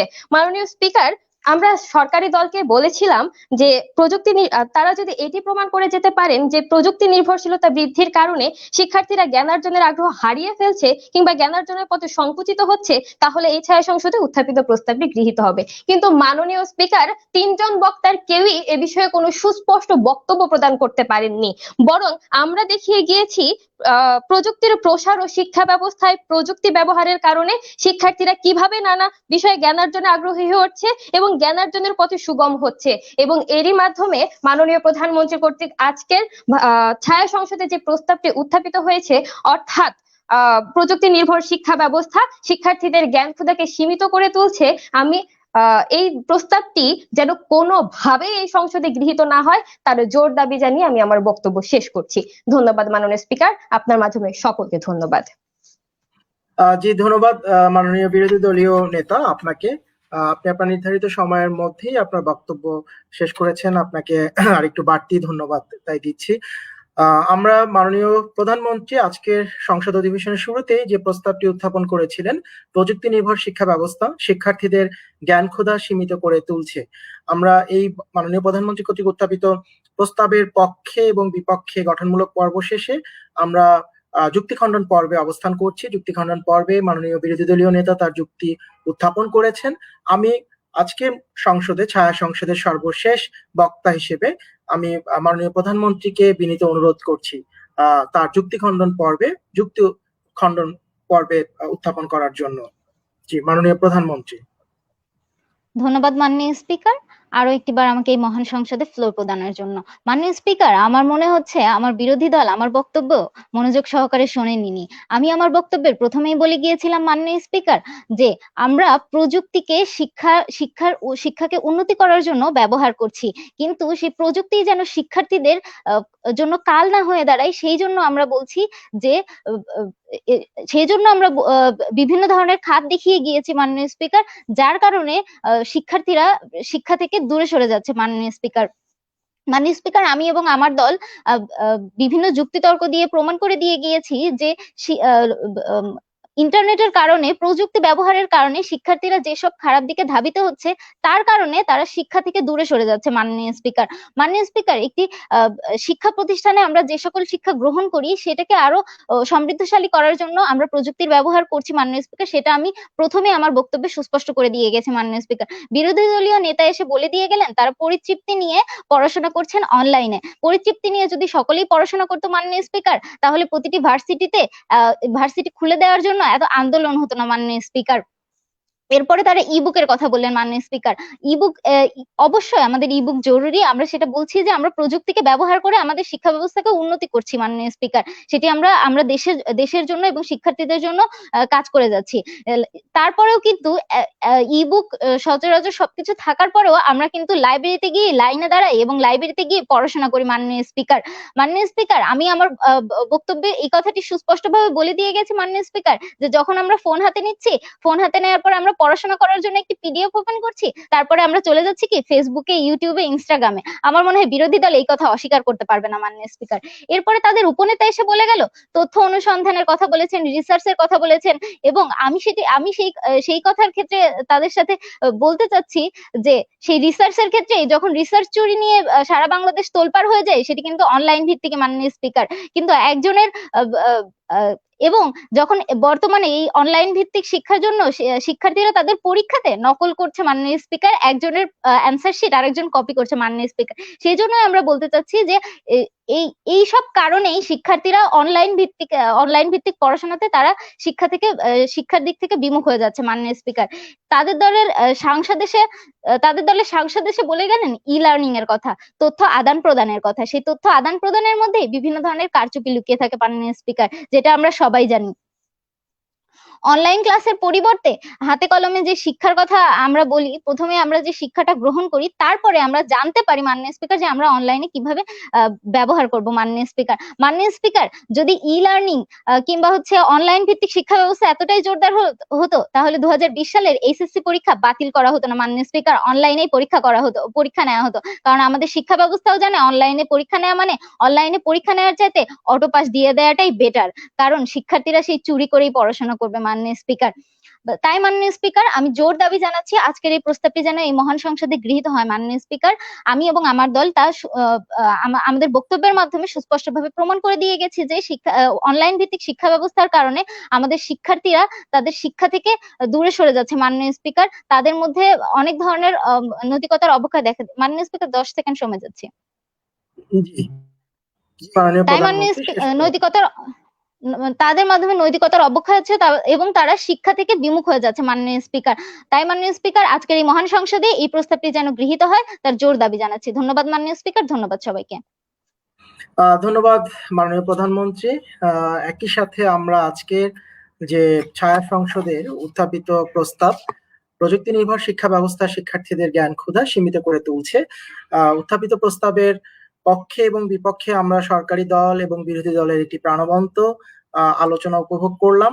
আমরা ছায়া সংসদ আপাতত এখানে মুলতবি ঘোষণা করছি। আমরা একটু আলোচনা পর্বে যেতে চাই। আলোচনা পর্ব বলতে তেমন কিছু নেই। আজকের বিতর্কের অনুষ্ঠান, বিতর্কের মূল্যায়ন আমার মনে হয় আমি স্পিকার হিসেবে যখন আসলে দায়িত্ব পালন করা হয় তখন স্পিকার সংসদে কোনো আলোচনায় অংশগ্রহণ করাটা শিষ্টাচার বহির্ভূত, শিষ্টাচারের মধ্যে পড়ে না। তাই আমি সংসদ মুলতবি ঘোষণা করছি। আমরা আবারও সংসদে ফিরে আসব। আমি একটু সুযোগ নিতে চাই। আজকের যে উত্থাপিত বিষয় আপনারা বিতর্ক করেছেন, চমৎকার বিতর্ক, সেখানে কিছুটা আপনাদের সাথে আমার অভিজ্ঞতা অথবা বিষয়ের উপর আলোচনা এই সুযোগটা একটু নিতে চাই। আমাদের সাথে আমাদের যে বিতার্কিক আশরাফুন নাহার রিটা উপস্থিত আছে, আমরা রিটার কথাও শুনবো। তবে তার আগে আমি অল্প একটু আপনাদের জাস্ট মূল্যায়নের আমি বিষয়ে একটু যাব, কিছু বিষয় ভবিষ্যতে আপনাদের কাজে লাগার জন্য। এরপরে আমরা আমাদের আজকের যিনি বিচারক রয়েছেন বিতর্ক অনুষ্ঠানে তার বক্তব্য শুনবো। আপনাদের প্রথমেই অভিনন্দন জানাচ্ছি। আপনারা একটি আন্তঃহল বিতর্ক প্রতিযোগিতা করে আজকের এই জায়গায় চূড়ান্ত পর্বে উঠে এসেছেন। চমৎকার বিতর্ক এই অর্থে বলবো যে সত্যিকার অর্থে আমরা হয়তো দর্শক হিসেবে একটা বিতর্ক উপভোগ করি, বাট বিতার্কিক যারা বিতর্ককে এই পর্যায়ে নিয়ে আসছেন অথবা উপস্থাপন করছেন তাদের জন্য কষ্টটা অথবা তাদের যে প্রস্তুতি এটি অনেক পরিশ্রমের বিষয়। যেহেতু আমরা বিতর্ক করে এসেছি সুতরাং সেই জায়গাটিকে সবসময় সাধুবাদ দেওয়া উচিত। এবং আমরা বিশ্বাস করি আপনাদের বিতর্ক দেখে আপনারা এখন হয়তো নবীন সামনের দিকে এগিয়ে যাচ্ছেন, এক সময় আপনারা বিতর্ক নিয়ে ভালো একটি পর্যায়ে চলে যাবেন, ইসলামী বিশ্ববিদ্যালয়কে সম্মানিত করবেন। ঠিক তখন আবার আপনাদের হাত ধরে আরেকটি নবীন দল এই বিতর্কের মঞ্চে আসবে এবং এভাবেই আমরা এই বিতর্ক, যদি এটিকে একটি আন্দোলন বলি, এই আন্দোলনটি সামনে এগিয়ে যাবে। আমি মাননীয় প্রধানমন্ত্রী যে বিষয়টি সংসদে উত্থাপন করেছিলেন তার মধ্যে মাননীয় প্রধানমন্ত্রী সংজ্ঞায়ন করার চেষ্টা করেছেন। মাননীয় প্রধানমন্ত্রী আপনার আপনি সংজ্ঞায়ন এনেছিলেন, এর মাঝখানে আপনি প্রথমেই আমাদের যে শিক্ষা ব্যবস্থা বলতে কি বোঝানো যায়, শিক্ষার্থীদের কথা, জ্ঞান ক্ষুধা সবগুলোর বিশ্লেষণ করার চেষ্টা করেছিলেন। তবে একটি জায়গা আমি জানি না যে আমি অমনোযোগী ছিলাম কিনা, আমি একটি জায়গা যেটা হলো যে বিতর্কের মঞ্চে সবসময় প্রেক্ষাপটটা ঠিক করে দিয়ে আসবেন। যদিও আমরা বলছি যে প্রযুক্তি নির্ভর শিক্ষা ব্যবস্থা শিক্ষার্থীদের জ্ঞান ক্ষুধা সীমিত করে তুলছে, এই বিষয়টা কিন্তু অনেক বড় পরিসরে আলোচনা হতে পারত। অর্থাৎ আমরা শিক্ষার্থী বলতে কিন্তু হয়তো সারা বিশ্বের শিক্ষার্থীদেরকেও আমরা অন্তর্ভুক্ত করতে পারতাম। আমি জানি না মাননীয় প্রধানমন্ত্রী কি এখানে আমাদের বাংলাদেশের শিক্ষার্থীদেরকে কি নির্দিষ্ট করে দিয়েছিলেন কিনা, হয়তো আমার অমনোযোগিতার কারণে আমি মিস করতে পারি। তবে এই যে কোনো একটা বিতর্কের প্রেক্ষাপটটা আমরা নির্ধারণ করে দিব, এটি এই কারণেই যেন বিরোধী পক্ষ থেকে কোনো সুযোগ না নিতে পারে। কারণ আপনার দেখা গেল যে আমাদের বাংলাদেশের সত্যিকার অর্থে শিক্ষা ব্যবস্থা আর উন্নত দেশের যে শিক্ষা ব্যবস্থা তার মধ্যে অনেক পার্থক্য রয়েছে।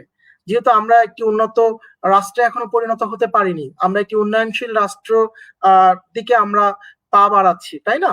তো সেই জায়গায় আমাদের অনেক সমস্যা থাকবে, আমাদের অনেক সংকট থাকবে। সুতরাং সেই ক্ষেত্রে আমরা আমাদের বৈশ্বিক প্রেক্ষাপটে যেভাবে তারা প্রযুক্তিকে কাজে লাগিয়ে তারা যে জ্ঞান আহরণ করে যেভাবে, ঠিক একইভাবে হয়তো আমরা পারবো না, যেগুলো আপনাদের বক্তব্যে উঠে এসেছে। আপনারা আপনাদের সবচেয়ে মজার বিষয় যে পক্ষে এবং বিপক্ষে দুই পক্ষই কিন্তু এই কথাগুলো বলেছেন, সেটি হলো যে আমাদের শিক্ষার্থীদের মনোযোগ ঠিক মতো থাকছে কিনা। এমনকি মজার বিষয়, আপনারা যখন বিতর্ক করেছেন এই বিতর্কের স্ক্রলে আপনাদের এখানে যারা বিতর্ক দেখছে তারা অনেকে কমেন্ট করেছে। তো আমি একজন শিক্ষক হিসেবে সেই কমেন্ট গুলো আমার চোখে পড়েছে, যে অনেকেই বলার চেষ্টা করেছে অনলাইন ক্লাসে কিছুক্ষণ থাকার পরে বিরক্ত লাগে, হ্যাঁ আমরা হয়তো আর ক্লাস করি না। তো বাস্তবতা আমার মনে হয় এটা, আমি ক্লাসেও অনেক সময় শিক্ষার্থীদেরকে যখন অনলাইন ক্লাস নিতে নিতে এক সময় ডাকি অনেককে আমি, অনেক সময় হয়তো মনে হয় যে ওই মুহূর্তে তিনি হয়তো নেই, অথবা তিনি হয়তো একটু আহ, আহ, তার মনোযোগের আহ, ঘাটতি ছিল। যাই হোক, তো সেই জায়গাতে আসলেই একটা ক্লাসরুমকে যেভাবে একজন শিক্ষক একটা ক্লাসে শিক্ষার্থীদের সাথে একটা শিক্ষকের যে বন্ধন, সেই জায়গাটি হয়তো অনলাইনে আমরা এখনো তৈরি করতে পারিনি, কারণ আমরা একটা নতুন ব্যবস্থার মধ্যে মাত্র প্রবেশ করেছি। এবং আপনাদের মধ্যে একজন আমার মনে হয় বক্তব্য প্রদান করেছিলেন, আমি একটু বলবো যে সম্ভবত মাননীয় মন্ত্রী বলেছিলেন যে শিক্ষকদের অভিজ্ঞতা ছিল না প্রথম দিকে। অবশ্যই আমরা যেহেতু সরাসরি এর সাথে জড়িত ছিলাম, আপনারা নিজেরাও ক্লাস করেছেন, সুতরাং আমি ব্যক্তিগতভাবে আমার জায়গা থেকে আমি বলতে পারি যে এই যে আজকে জুমের মাধ্যমে আমরা ক্লাস নেই, তারপর মাইক্রোসফটের মাধ্যমে আমরা ক্লাস নিচ্ছি, বা আরো অনেক মাধ্যম ব্যবহার করে সেটি বুঝে উঠতেও কিন্তু আমার সময় লেগেছে, এবং শিক্ষার্থীদের সাথে মোটামুটি একটা জায়গায় যেতে কিছুটা সময় তো লেগে গিয়েছে। সুতরাং আসলেই প্রযুক্তির সাথে আমরা সবাই হয়তো সমভাবে আমরা সেই জায়গাটিতে যেতে পারিনি, এগুলো আমাদের কিছু বাস্তব সমস্যা রয়ে গিয়েছে। এর পাশাপাশি আপনাদের মধ্যে আমার মনে হয় যে, আমি যদি ভুল না করি, আমাদের যে বিরোধী দলীয় নেতা ছিলেন, বিরোধী দলীয় নেতা আপনি আপনি কিছু পরিসংখ্যান উত্থাপন করেছেন, পরবর্তীতে আপনার দলের আরো অনেকেই কিছু পরিসংখ্যান দিয়ে বলার চেষ্টা করেছেন যে আসলেই অনলাইন কেন্দ্রিক যে পাঠদান, সেটিতে আসলে কত শতাংশ শিক্ষার্থী অংশগ্রহণ করছে, এবং আমাদের যে মানে সুযোগের যে মানে সুযোগ যে রয়েছে সেটি কতদূর পর্যন্ত রয়েছে, সেটি কি একদম প্রত্যন্ত অঞ্চল পর্যন্ত রয়েছে কিনা, নাকি সেটি শুধুমাত্র শহর কেন্দ্রিক, তারপর সেটি কি আর্থিক অসচ্ছলতার উপরও সেটি নির্ভর করে কিনা এই প্রযুক্তি ব্যবহার। তারপর আপনাদের বক্তব্যে উঠে এসেছে যে ইন্টারনেটের মূল্য, তারপর ইন্টারনেটের ধীর গতি থেকে শুরু করে আরো অনেক কিছু। অর্থাৎ আমরা দেখতে পাচ্ছি যে আমরা সব একটা জায়গায় আমরা মানে মোটামুটি সরকারি দল বিরোধী দল বিতর্ক হয়েছে অন্য একটি জায়গায়, কিন্তু একটা জায়গায় আমরা একমত, সেটি হলো যে আমাদের প্রযুক্তি ব্যবহার করে আমরা শিক্ষা গ্রহণ করতে চাচ্ছি, বাট সেই জায়গাটিতে কিছু সমস্যা রয়েছে।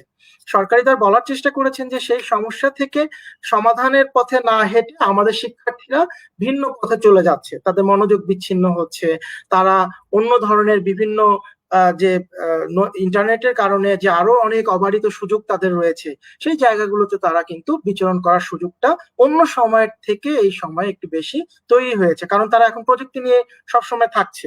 কারণ এখন খুব সহজে একজন শিক্ষার্থী তার বাসায় বলতে পারে যে না, আমি কম্পিউটারে বসে রয়েছি, মানে আমি কি করছি, আমি ক্লাস করছি, আমি অনলাইন এক্সাম দিচ্ছি, এই অজুহাতটা দেয়া কিন্তু এখন খুবই সহজ। অর্থাৎ আগে একটা সময় যেখানে আমাদের অভিভাবকরা মনিটরিং করতে পারতেন, সেই জায়গাটি কিন্তু কিছুটা হলেও কমে এসেছে, কারণ তার আসলেই সত্যিকার অর্থে বোঝা যাচ্ছে না যে সে কি আসলেই পাঠদান করছেন, সে পাঠ গ্রহণ করছেন নাকি অন্য কোনো কাজে ব্যস্ত হয়েছে।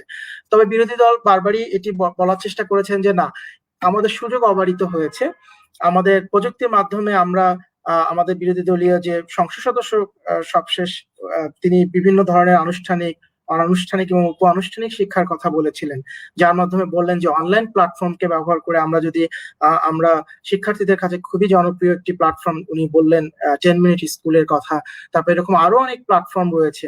হ্যাঁ, আমরা বাংলাদেশের একজন বিখ্যাত ব্যক্তি রয়েছেন যিনিও তার একটি একাডেমি, ভার্চুয়াল একাডেমি, শুধুমাত্র এই এক বছরে না, অনেক আগে থেকে তিনি সেটি পরিচালনা করছেন এবং ওয়ার্ল্ড ওয়াইড খুবই বিখ্যাত, আপনারা জানেন, খান একাডেমি।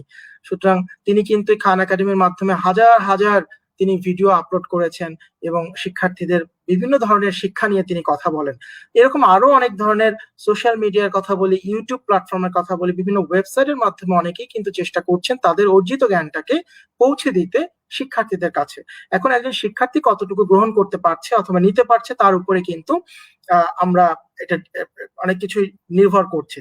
তো বিরোধী দল বলার চেষ্টা করেছে যে না, আমাদের সমস্যা রয়েছে, তারপরেও আমরা চেষ্টা করছি সেই জায়গা থেকে প্রযুক্তির মাধ্যমে, যেহেতু এক বছর ধরে, যদি আমরা এই একটা বছরের কথা চিন্তা করি, শিক্ষার্থীরা অন্তত একভাবে মানে পুরো শিক্ষা ব্যবস্থা থেকে যেন বিচ্ছিন্ন না হয়ে পড়ে, সেই জায়গায় তারা অন্তত শিক্ষা গ্রহণ করছে। গবেষণার কথা উঠে এসেছে এখানে। আমাদের উপনেতা আসলে পরিপূর্ণভাবে তার বক্তব্যটা আমরা শুনতে পারিনি, তবে উপনেতা যতটুকু বলেছেন তার মধ্যেই অত্যন্ত গুরুত্বপূর্ণ একটি কথা নিয়ে এসেছিল গবেষণা। তো আসলে গবেষণার ক্ষেত্রে আহ আমরা হয়তো আগে দেখতাম যে লাইব্রেরিতে পড়ে থাকা, লাইব্রেরিতে বই খুঁজে তারপর অনেক সময় ব্যয় করে লাইব্রেরিতে নিমগ্ন থাকা একটা তথ্য অথবা তথ্য উদ্ঘাটনের জন্য, সেটি কিন্তু এখন গুগল করার মাধ্যমে অনেক সহজেই আমাদের সামনে চলে এসেছে। আর তো সুতরাং আমরা দেখছি যে আসলে দুই দিকেই যথেষ্ট আপনাদের যুক্তি ছিল, তত্ত্ব আপনারা উপস্থাপন করার চেষ্টা করেছেন। তবে আপনাদেরকে একটি কথা বলবো, বিতর্কের ক্ষেত্রে আরো একটু তথ্য সমৃদ্ধ হতে হবে। অর্থাৎ আমাদের বিভিন্ন ধরনের পরিসংখ্যান, হ্যাঁ আপনারা পরিসংখ্যানের কথা বলেছেন, কিন্তু এই পরিসংখ্যানগুলো এই সময়ে কিন্তু অনেক ধরনের গবেষণা হয়েছে। বিশ্ব ব্যাংকের গবেষণার কথা আপনাদের একজনের বক্তব্যে উঠে এসেছে। তিনি বলেছিলেন বিশ্ব ব্যাংক গবেষণা করেছে, আমাদের এখানে ব্র্যাক রয়েছে, তারা গবেষণা করেছে, আমাদের অনেক শিক্ষকরা গবেষণা করছেন। সুতরাং সেই জায়গাগুলো থেকে যেটি উঠে আসছে সেই তথ্যপত্রগুলো আপনারা যেহেতু বিতার্কিক, আপনারা একটা বিষয় নিয়ে স্ক্রিপ্ট তৈরি করেছেন, আরেকটু আপনারা খুঁজলে আরেকটু ভালো স্ক্রিপ্ট অর্থাৎ তথ্য জায়গাটিতে ইনফরমেশন, সেই জায়গাটি আরেকটু পূর্ণ হতো। তো তারপরে আপনাদের সবাইকে অভিনন্দন জানাবো। ধন্যবাদ আপনাদের সবাইকে। আপনারা বিতর্ক চর্চা করতে থাকবেন এবং আশা করি বিতর্কের চর্চার যে উদ্দেশ্য বরাবরই আমি বলে থাকি যে একজন যুক্তি নির্ভর মানুষ হিসেবে গড়ে ওঠা। সুতরাং আমরা বিতর্ক করছি আজকে দুটো হয়তো হলের মধ্যে, আমরা আমাদের সময় দেখতাম যে মানে পাশাপাশি দুটো হলের মধ্যে কি ধরনের প্রতিযোগিতা থাকতো। সুতরাং বিতর্কের মঞ্চে জয় পরাজয় থাকবেই, যেহেতু এটি একটি প্রতিযোগিতা সুতরাং আমাদেরকে হয়তো কোন একটি দলকে জয়ী ঘোষণা করতে হবে, কিন্তু তার মানে এই না যে আপনাদের বিতর্কের চর্চা কোনোভাবেই সেই জায়গা থেকে নিরুৎসাহিত হবে। এবং সবচেয়ে বড় কথা, আমরা বিতর্কের এখানে বিচারক রয়েছেন, তিনি হয়তো বলবেন, আর বিচারকরা যেটি করে থাকেন, আমিও বিচার কার্য করতে গিয়ে যেটি দেখেছি, কখনোই বিষয়ের উপর নয়, এটা আপনাদের বক্তব্যের উপর নির্ভর করে এই মার্কিংটা করা হবে। সুতরাং সেই জায়গা থেকে যে দলই পরাজয় হোক না কেন, আমাদের সামনে যারা দর্শক রয়েছেন তাদের সামনেও যেটি বার্তা, সেটি হলো যে আমরা বিতার্কিকরা উভয়ের একটি বিষয়ের পক্ষে এবং বিপক্ষে যুক্তি থাকবেই। তো সেই জায়গা থেকে আপনারা মেসেজ গুলো বা বার্তাগুলো আপনারা পেলেন এবং সেগুলো আপনারা গ্রহণ করবেন। তো সবাইকে ধন্যবাদ জানাচ্ছি। আমি আবারও ফিরবো ছায়া সংসদের শেষ অংশে, যেখানে হয়তো আমি আজকের যে প্রস্তাব সেটি গৃহীত হবে হলো কি হলো না সেটি জানাতে। আমি এ পর্যায়ে চলে যেতে চাই আমাদের আজকের বিতর্কের দীর্ঘ সময় ধরে আমাদেরকে সময় দিয়ে আজকের বিতর্কের বিচার কাজ পরিচালনা করেছেন আমাদের জনাব আশরাফুন্নাহার রিটা। ওনার বিভিন্ন ব্যস্ততার মাঝে উনি আমাদের মাঝে উপস্থিত ছিলেন। ইবিএন গ্রুপের পক্ষ থেকে আপনাকে আন্তরিক ধন্যবাদ জানাচ্ছি এবং আপনার বক্তব্য আমরা কিছু শুনতে চাই বিতর্কের বিশ্লেষণ এবং সর্বোপরি বিতর্ক নিয়ে। জি, জনাব আশরাফুন্নাহার রিটা। ধন্যবাদ। আসলে মিফতাহুল হাসান সান কিছু বলার পরে আর কারো বলার কোনো স্কোপ থাকে কিনা আমার জানা নেই। আমাকে শোনা যাচ্ছে? এত সব দিক থেকে এত সুন্দরভাবে ব্যাখ্যা করে দিয়েছেন, এরপরে আমি আসলে কোন অ্যাঙ্গেল থেকে কথা বলবো সেটাই ধরতে পারছি না। তো ওভারঅল আমার মনে হচ্ছে যে বিতর্ক এতক্ষণ ধরে শুনলাম এবং খুবই প্রাণবন্ত একটা বিতর্ক উপভোগ করলাম। আমি অনেকদিন পরে একদম প্রথম থেকে শেষ পর্যন্ত একটা বিতর্ক খুব মনোযোগ দিয়ে শুনেছি। আসলে কর্মজীবনে ঢুকে যাওয়ার পরে হাজার ইচ্ছা থাকলেও অনেক কিছু সম্ভব হয় না। তো এইখানে আমাকে যুক্ত করার জন্য প্রথমেই এই প্ল্যাটফর্মে যিনি কান্ডারি আমাদের সাজ্জাদ, তাকে আমি ধন্যবাদ দিচ্ছি এবং বিশেষভাবে ধন্যবাদ দিচ্ছি আমাদের বন্ধু, আমাদের বিতর্ক অঙ্গন শুধু না, আমাদের বিশ্ববিদ্যালয় এবং আমাদের সবার মাঝে অনেক বেশি পরিচিত এবং জনপ্রিয় মুখ মিফতাহুল হাসান সানকে, যে আমাকে যুক্ত করার জন্য, সুযোগ দেওয়ার জন্য। তো আজকের বিতর্কের বিষয়বস্তু নিয়ে যদি কথা বলতে যাই, আমার মনে হচ্ছে যে আমার কাছ থেকে বা আমার এই পজিশনে আজকে যারা শ্রোতা আছেন, যারা বিতর্কে অংশগ্রহণ করেছেন, তারা প্রত্যেকেই যে কথাগুলো প্রত্যাশা করছেন যে বিতর্ক কেন্দ্রিক, এবং আমার মনে হয় যে একটা বিতর্ক প্রতিযোগিতায় যখন আমরা অংশগ্রহণ করি, আমরা হারি কিংবা জিতি যাই হোক না কেন, তার চেয়ে বেশি যেটা প্রয়োজন যে আমাদেরকে আরো এক ধাপ এগিয়ে নেওয়া। তো আমরা যদি নিজেদেরকে আরো এক স্টেপ এগিয়ে নিতে চাই, সেক্ষেত্রে মানে যেটা গুরুত্বপূর্ণ আমার কাছে মনে হয় যে আমার কোথায় ত্রুটি সেটা জানা, বা আমার আরো কিভাবে নিজেকে শানিত করা যেতে পারে এই পয়েন্টগুলোতে ফোকাস করা। তো সেই জায়গা থেকে আমার যতটুকু অভিজ্ঞতা আছে বা যতটুকু আমি ধরতে পেরেছি, আমার মনে হয়েছে যে আজকের বিষয়টি ছিল প্রযুক্তি নির্ভর শিক্ষা ব্যবস্থা শিক্ষার্থীদের জ্ঞান ক্ষুধা সীমিত করে তুলেছে। এটা হচ্ছে আমাদের সংসদীয় প্রস্তাব। তো প্রথমেই যেটা করা প্রয়োজন আমার মনে হয়েছে যে এই বিষয়টা নিয়েই বিশ্লেষণ করা প্রয়োজন। সেটার দায়িত্ব যেমন সরকারি দলের, এবং সেটার হোমওয়ার্ক করার দায়িত্ব একইভাবে বিরোধী দলের। তো সরকারি দলের সংজ্ঞায়নটা খুবই গুরুত্বপূর্ণ। এখানে সান একটা কথা বলে গিয়েছে যে আমরা একটা প্ল্যাটফর্ম বা আমরা একটা মানে কতটুকু ওয়াইড হবে আমাদের বক্তব্য, এটা নির্ধারণ করা প্রয়োজন ছিল। একইভাবে টাইম ফ্রেমটা, যে কোন সময়ের আলোকে আমরা বিতর্কটা করছি, টাইম ফ্রেমটাও গুরুত্বপূর্ণ ছিল। এবং এখানে মূল যে বিষয়, কিছু বিষয় কনস্ট্যান্ট থাকে, যেমন আমাদের কনস্ট্যান্ট বিষয়টা ছিল প্রযুক্তি নির্ভর শিক্ষা ব্যবস্থা, এটা কনস্ট্যান্ট। আমাদের শিক্ষার্থী কারা হবেন এটার সংজ্ঞানটা জরুরি ছিল। সেক্ষেত্রে আমি বলবো সরকারি দল খুব সুন্দরভাবে একটা বয়স কিংবা একটা যোগ্যতাকে নির্ধারণ করে দিয়েছে, কিন্তু মূল যে বিষয়ে আমাদের বিতর্কটা হবে সেটা হচ্ছে জ্ঞান ক্ষুধা। জ্ঞান ক্ষুধা বলতে আমি কি বোঝাচ্ছি, এবং সেই জ্ঞান ক্ষুধা প্রযুক্তি নির্ভর শিক্ষা ব্যবস্থাকে ব্যবহার করে সীমিত হচ্ছে কিভাবে, এই জায়গাটাই হচ্ছে বিতর্কের জায়গা। মানে আমাদের সাবজেক্ট ম্যাটার হচ্ছে শিক্ষার্থী, এবং আমাদের বিতর্কের ফোকাস পয়েন্ট হচ্ছে জ্ঞান ক্ষুধা কিভাবে প্রযুক্তি নির্ভর শিক্ষা ব্যবস্থা সীমিত করে দিচ্ছে। তো সেই জায়গা থেকে আমার মনে হয়েছে যে একটি দল সরে এসেছে, এবং তারা খুব তীব্রভাবে প্রযুক্তি নির্ভর শিক্ষা ব্যবস্থার অপকারিতা ব্যাখ্যা করেছে। এবং আমি বলছি, এ কারণেই বলছি, যদিও কারো খারাপ লাগতে পারে, কিন্তু আমাদের এটাই শেখার বিষয় যে আমরা মূল বিষয় থেকে কখনো সরে যাব না। একটা বিষয়ের উপরে নানা ধরনের আলোচনা হতে পারে, কিন্তু আমাকে বুঝতে হবে আমার বিতর্কটা কোন জায়গায়। আমাদের বিশুদ্ধ রূপে বিতর্ক, এই তর্কটা হবে কোন জায়গায়? একটা লাইনে যেখানে 10টা ওয়ার্ড থাকবে, 10টা ওয়ার্ডেই বিতর্ক হবে না, বিতর্ক হবে একটা কিংবা 2টা ওয়ার্ডে, এবং সেই ওয়ার্ড গুলোকে আমরা হচ্ছে স্প্লিট করব। আমাদের পয়েন্ট স্প্লিটিং, আমি যদি বলি সরকারি দলের পয়েন্ট স্প্লিটিং খুবই দুর্বল ছিল, এবং এক্ষেত্রে প্রত্যেকেই প্রযুক্তি নির্ভর শিক্ষা ব্যবস্থার ত্রুটি তুলে ধরেছেন। অবশ্যই আমরা আরো একটা না অনেকগুলো বিতর্ক করতে পারি যেখানে প্রযুক্তি নির্ভর শিক্ষা ব্যবস্থার উপকারিতা অপকারিতা নিয়ে আলোচনা হতেই পারে। এটা খুবই গুরুত্বপূর্ণ এবং ইন্টারেস্টিং একটা ম্যাটার, খুব প্রাণবন্ত বিতর্ক হতে পারে। কিন্তু আজকের বিতর্কের বিষয় ছিল কিন্তু জ্ঞান ক্ষুধা কিভাবে সীমিত হচ্ছে। তো এই জায়গাটায় আমার মনে হয় যে আরো বেশি ফোকাস করা প্রয়োজন ছিল। এবং আরেকটা বিষয় আমি বলবো, আমি সরকারি দলের ত্রুটি বলছি এবারও, কারো মন খারাপ করা যাবে না, কারণ আমাদেরকে এই ছোট ছোট ত্রুটি থেকেই শিখতে হবে।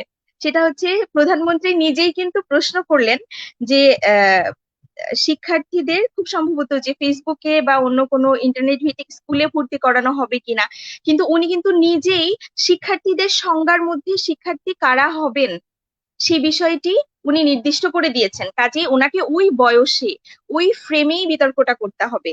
অন্য কেউ যদি একটু বের হয়েও আসেন, ওনাকে কিন্তু ওই সংজ্ঞায়ন থেকে বের হওয়াটা মানায় না। হ্যাঁ, এবং প্রধানমন্ত্রীর হাতে খুব সুন্দর একটা মানে অস্ত্র থাকে। উনি যদি বলেন যে সূর্য বলতে আমরা সেই সূর্যকে বুঝি যে সূর্য পশ্চিম দিকে ওঠে, তাহলে বিরোধী দল বাধ্য সেই পশ্চিম দিকে উঠে এরকম সূর্যকে নিয়েই বিতর্ক করতে, এবং সেই কাঠামো থেকে যদি সরে আসেন তাহলে কিন্তু বিতর্কের কাঠামোটাই নষ্ট হয়ে যায়। তো সংজ্ঞায়নটা খুবই গুরুত্বপূর্ণ। পরবর্তীতে আপনারা সরকারি দলের যারাই থাকুন না কেন, সংজ্ঞায়নের প্রতি খুব দৃঢ়ভাবে ফোকাস করবেন, এজন্য যে আপনি খুব সুন্দরভাবে একটা মানে দাগ কেটে দিতে পারেন, যার বাইরে শুধুমাত্র আপনার দল যাবে না তা না, বিরোধী দলও যেতে পারবে না। আপনি কিন্তু ইচ্ছে করলেই, এখানে সান যেটা বলে গেলেন যে শিক্ষার্থী বলতে কোন শিক্ষার্থীকে বোঝাচ্ছেন, বাংলাদেশের শিক্ষার্থী বা ইসলামিক ইউনিভার্সিটির শিক্ষার্থী অথবা ক্লাস 5 থেকে ক্লাস 10 পর্যন্ত শিক্ষার্থী, এরকম কিছু কঠিন সংজ্ঞায়ন করতে পারতেন, যার বাইরে কিন্তু প্রিপারেশন না থাকাটা স্বাভাবিক ছিল অনেক সময়। বিরোধী দলের কিন্তু মানে বিতর্ক করাটা, বিশেষ করে আমি বলবো পার্লামেন্টারি ফরম্যাটে, একটু রিস্কি, কারণ তারা জানেন না সরকারি দল কিভাবে সংজ্ঞায়ন করছে। এই জন্য তাদেরকে কিন্তু প্রায় 3-4 মানে স্টেপে প্রিপারেশনটা নিতে হয়, যে সরকারি দল যদি এইভাবে সংজ্ঞায়ন করে তাহলে আমাদের পয়েন্ট এগুলো হবে, সরকারি দল যদি ওইভাবে সংজ্ঞায়ন করে তাহলে আমরা এইভাবে নিজেদেরকে তৈরি রাখবো। সেক্ষেত্রে এই সুবিধাটা সরকারি দলের আছে, যে তারাই জানে তারা কিভাবে সংজ্ঞায়ন করবে এবং কিভাবে বিষয়বস্তুকে তারা বিস্তৃত করবে। তো এই সুযোগটা সরকারি দলের আরো দৃঢ়ভাবে নেওয়া উচিত ছিল আমার মনে হয়। এবং এখানে খুব সুন্দর কিছু কথা উঠে এসেছে, যে আমরা আমাদের যিনি স্পিকার আছেন, আমাকে শোনা যাচ্ছে? শোনা যাচ্ছে হ্যালো, সম্পূর্ণ। জি, আপনাকে শোনা যাচ্ছে। আচ্ছা। আমার মনে হয় যে উনি নিজেও বলেছেন যে মানে গার্ডিয়ানরা বুঝতে পারছে না যে অনলাইন শিক্ষা ব্যবস্থায় ফাঁকি দেওয়া হচ্ছে কিনা, এবং এই যে অমনোযোগিতা কিংবা আমরা যে অন্য কোনো কিছুতে ইনভলভ হয়ে যাচ্ছি, কিংবা গার্ডিয়ানদের তদারকি ঠিক মতো হচ্ছে কিনা, এই বিষয়গুলো আসলে প্রযুক্তির সাথে সাথে নতুন ভাবে যে প্রশ্ন উত্থাপন হয়েছে তা না আমার মনে হয়। কারণ এর আগেও কিন্তু অনেক বাবা মাই ছিলেন যারা প্রপারলি ফাঁকি দিচ্ছে কিনা বাচ্চারা এটা কিন্তু ধরতে পারছিলেন না, এবং আমরা অনেক রকম গল্প শুনেছি যে গ্রামে উল্টো করে বই পড়ছে, বাবা মা কিন্তু ধরতে পারছে না। অথবা দেখা যাচ্ছে অনেক বাবা মা অতটা শিক্ষিত না, তারা আসলে নোবেল বুক পড়ছে কি টেক্সট বুক পড়ছে এই বিষয়টা ধরতে পারেনি। তো সবসময়ই পিতামাতার চেয়ে সন্তানরা এক স্টেপ এগিয়ে থাকবে ফাঁকি দেওয়াতে, এটাই স্বাভাবিক। তো আহ, আরো অনেক সুন্দর সুন্দর আলোচনা উঠে এসেছে। মূল কথা যেটা মনে হচ্ছিল যে সার্বিক করোনা পরিস্থিতির জন্য একটা অচল অবস্থা তৈরি হবে, আমরা হয়তো শুধুমাত্র শিক্ষা না, সাংস্কৃতিক বিভিন্ন অন্যান্য এক্সট্রা কারিকুলার অ্যাক্টিভিটিস থেকেও অনেক পিছিয়ে যাব। তো আমার মনে হচ্ছে যে প্রযুক্তি এক্ষেত্রে একটা আশীর্বাদ, যে আমরা ক্লাসগুলোও করতে পারছি, আমাদের যাদের জ্ঞান ক্ষুধা আছে তারা আমরা সেটাকে নিবারণ করতে পারছি, আমাদের যাদের এন্টারটেইনমেন্টের ইচ্ছা হচ্ছে আমরা সেটাও নিবারণ করতে পারছি, এবং সর্বোপরি আমাদের যেটা এক্সট্রা কারিকুলার অ্যাক্টিভিটিস সেটাও আমরা চালিয়ে যেতে পারছি। এবং খুব সুন্দরভাবে আজকে বিতর্ক অনুষ্ঠান শুনলাম। আমার মনে হয় যে এখন সবকিছু বন্ধ, তারপরেও এই ধরনের সুস্থ বিনোদন খুবই প্রয়োজন। তো জয় পরাজয় থাকবেই। আমরা আহ শুনবো আমাদের স্পিকারের কাছ থেকে আজকে প্রস্তাব গৃহীত হচ্ছে কি হচ্ছে না, কিন্তু তারপরেও যেটা সবচেয়ে বেশি আনন্দ দিয়েছে বা যেটা সবচেয়ে বেশি আমাদেরকে এই সময়ে প্রয়োজন, যে আমরা সুস্থ বিনোদনের মধ্যে থাকবো এবং নিজেদেরকে শানিত করব, এই যে একটা টপিক আমরা আলোচনা করলাম, অ্যানালাইসিস করলাম, টিম ওয়ার্ক করলাম, তোমাদের কথা বলছি আর কি যারা করেছো, যে এই বিষয়গুলোর সাথে ইনভলভ থাকাটা খুব জরুরি এবং সেটা করা যাচ্ছে শুধুমাত্র প্রযুক্তির জন্য। আমরা আশা করি জয় পরাজয় নিয়ে কেউ মন খারাপ করবে না, বরং একটা কিছুটা অংশগ্রহণ করা গেল, সেটাই বড় বিষয়। এবং প্রত্যেকবারে আমরা নিজেদের ত্রুটিগুলোকে জেনে বুঝে নিজেদেরকে সংশোধন করার চেষ্টা করব। তো অনেকক্ষণ কথা বললাম, প্রায় 10:30 পার হয়ে গিয়েছে। আমার মনে হয় যে বক্তব্য শেষ করি এবং আমরা দেখি আজকে কে জয়ী হচ্ছে। ধন্যবাদ সবাইকে। ধন্যবাদ জনাব আশরাফুন নাহার রিটা। আশরাফুন নাহার রিটা চমৎকার ভাবে আসলে আমাদের সামনে উপস্থাপন করলেন। একদম সূক্ষ্মাতি সূক্ষ্ম ভাবে আপনাদেরকে আসলে খুব কাছে থেকে উনি আসলে ধরিয়ে দিলেন যে কোন বিষয়গুলোতে আমাদেরকে আরেকটু সচেতন প্রয়োজন ছিল। ওকে, সুতরাং আমরা একদম শেষ পর্যায়ে চলে আসছি। আমি আবারও সংসদ অধিবেশন শুরু করতে যাচ্ছি, তবে তার পূর্বেই আমাদের আজকে যারা বিতর্ক প্রতিযোগিতার যারা আয়োজক ছিলেন, বিশেষ করে আমাদের যে ইবিয়ান পরিবার, আমি ইবিয়ান পরিবারকে ধন্যবাদ জানাবো। কারণ সত্যিকার অর্থে মানে ইবিয়ান আমাদের যারা এই ইবিয়ান পরিবার বা ইবিয়ান গ্রুপটি যেটি ফেসবুকে পরিচালিত হচ্ছে, এরই মধ্যে কিন্তু প্রত্যেক শিক্ষার্থী একটি প্রাণের স্পন্দনে পরিণত হয়েছে। এবং আমরা কখনো ভাবতে পারিনি যে আমরা স্বাধীনতার সুবর্ণ জয়ন্তী উদযাপন করছি। হয়তো আমরা ব্যক্তিগতভাবে সবার জায়গা থেকে আমরা হয়তো আমাদের যাদের কর্মক্ষেত্র রয়েছে সেখানে বা বিভিন্নভাবে আমরা উদযাপনে শরিক হচ্ছি, কিন্তু আমরা ইবিয়ান হিসেবে এই যে একটি উপলক্ষে, একটি ঐতিহাসিক মুহূর্ত, আমাদের স্বাধীনতার 50টি বছর আজকে পূর্ণ হতে যাচ্ছে আগামীকাল 26 মার্চ প্রথম প্রহরে যে স্বাধীনতার ঘোষণা এসেছিল। তো এটি আমাদের যে এই যে ইবিয়ান পরিবার একসাথে উদযাপন করছি, মানে এই ভালো লাগাটা অন্যরকম।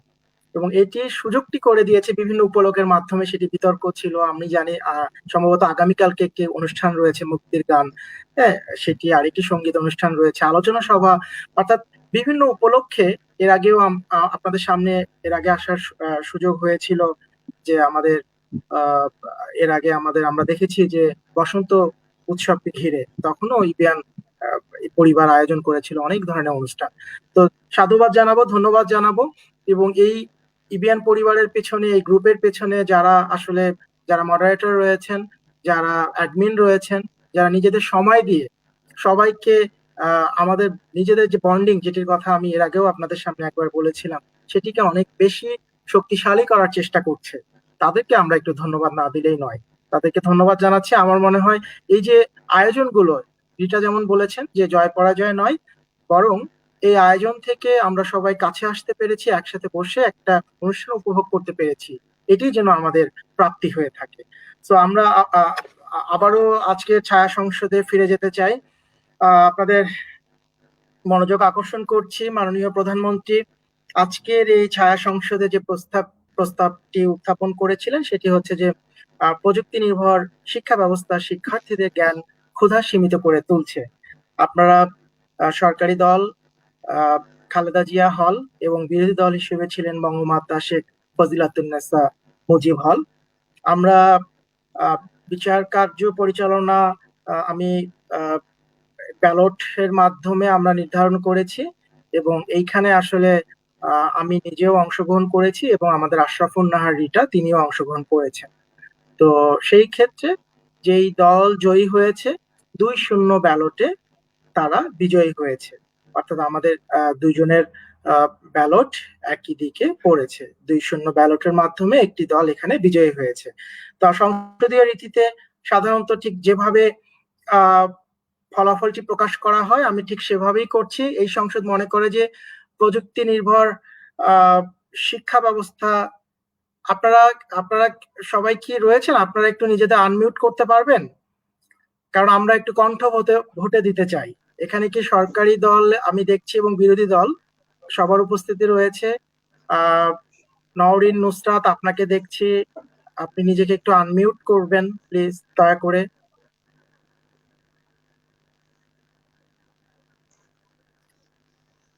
জি, আমরা একটু কণ্ঠ ভোটে দিতে চাচ্ছি এই আজকের বিষয়টি। এই সংসদ মনে করে যে প্রযুক্তি নির্ভর শিক্ষা ব্যবস্থা শিক্ষার্থীদের জ্ঞান ক্ষুধা সীমিত করে তুলছে। যারা এই প্রস্তাবের পক্ষে রয়েছেন তারা হা বলুন। হ্যাঁ হ্যাঁ যারা এই প্রস্তাবের পক্ষে রয়েছেন তারা হা বলুন। হ্যাঁ হ্যাঁ যারা এই প্রস্তাবের পক্ষে রয়েছেন তারা হা বলুন।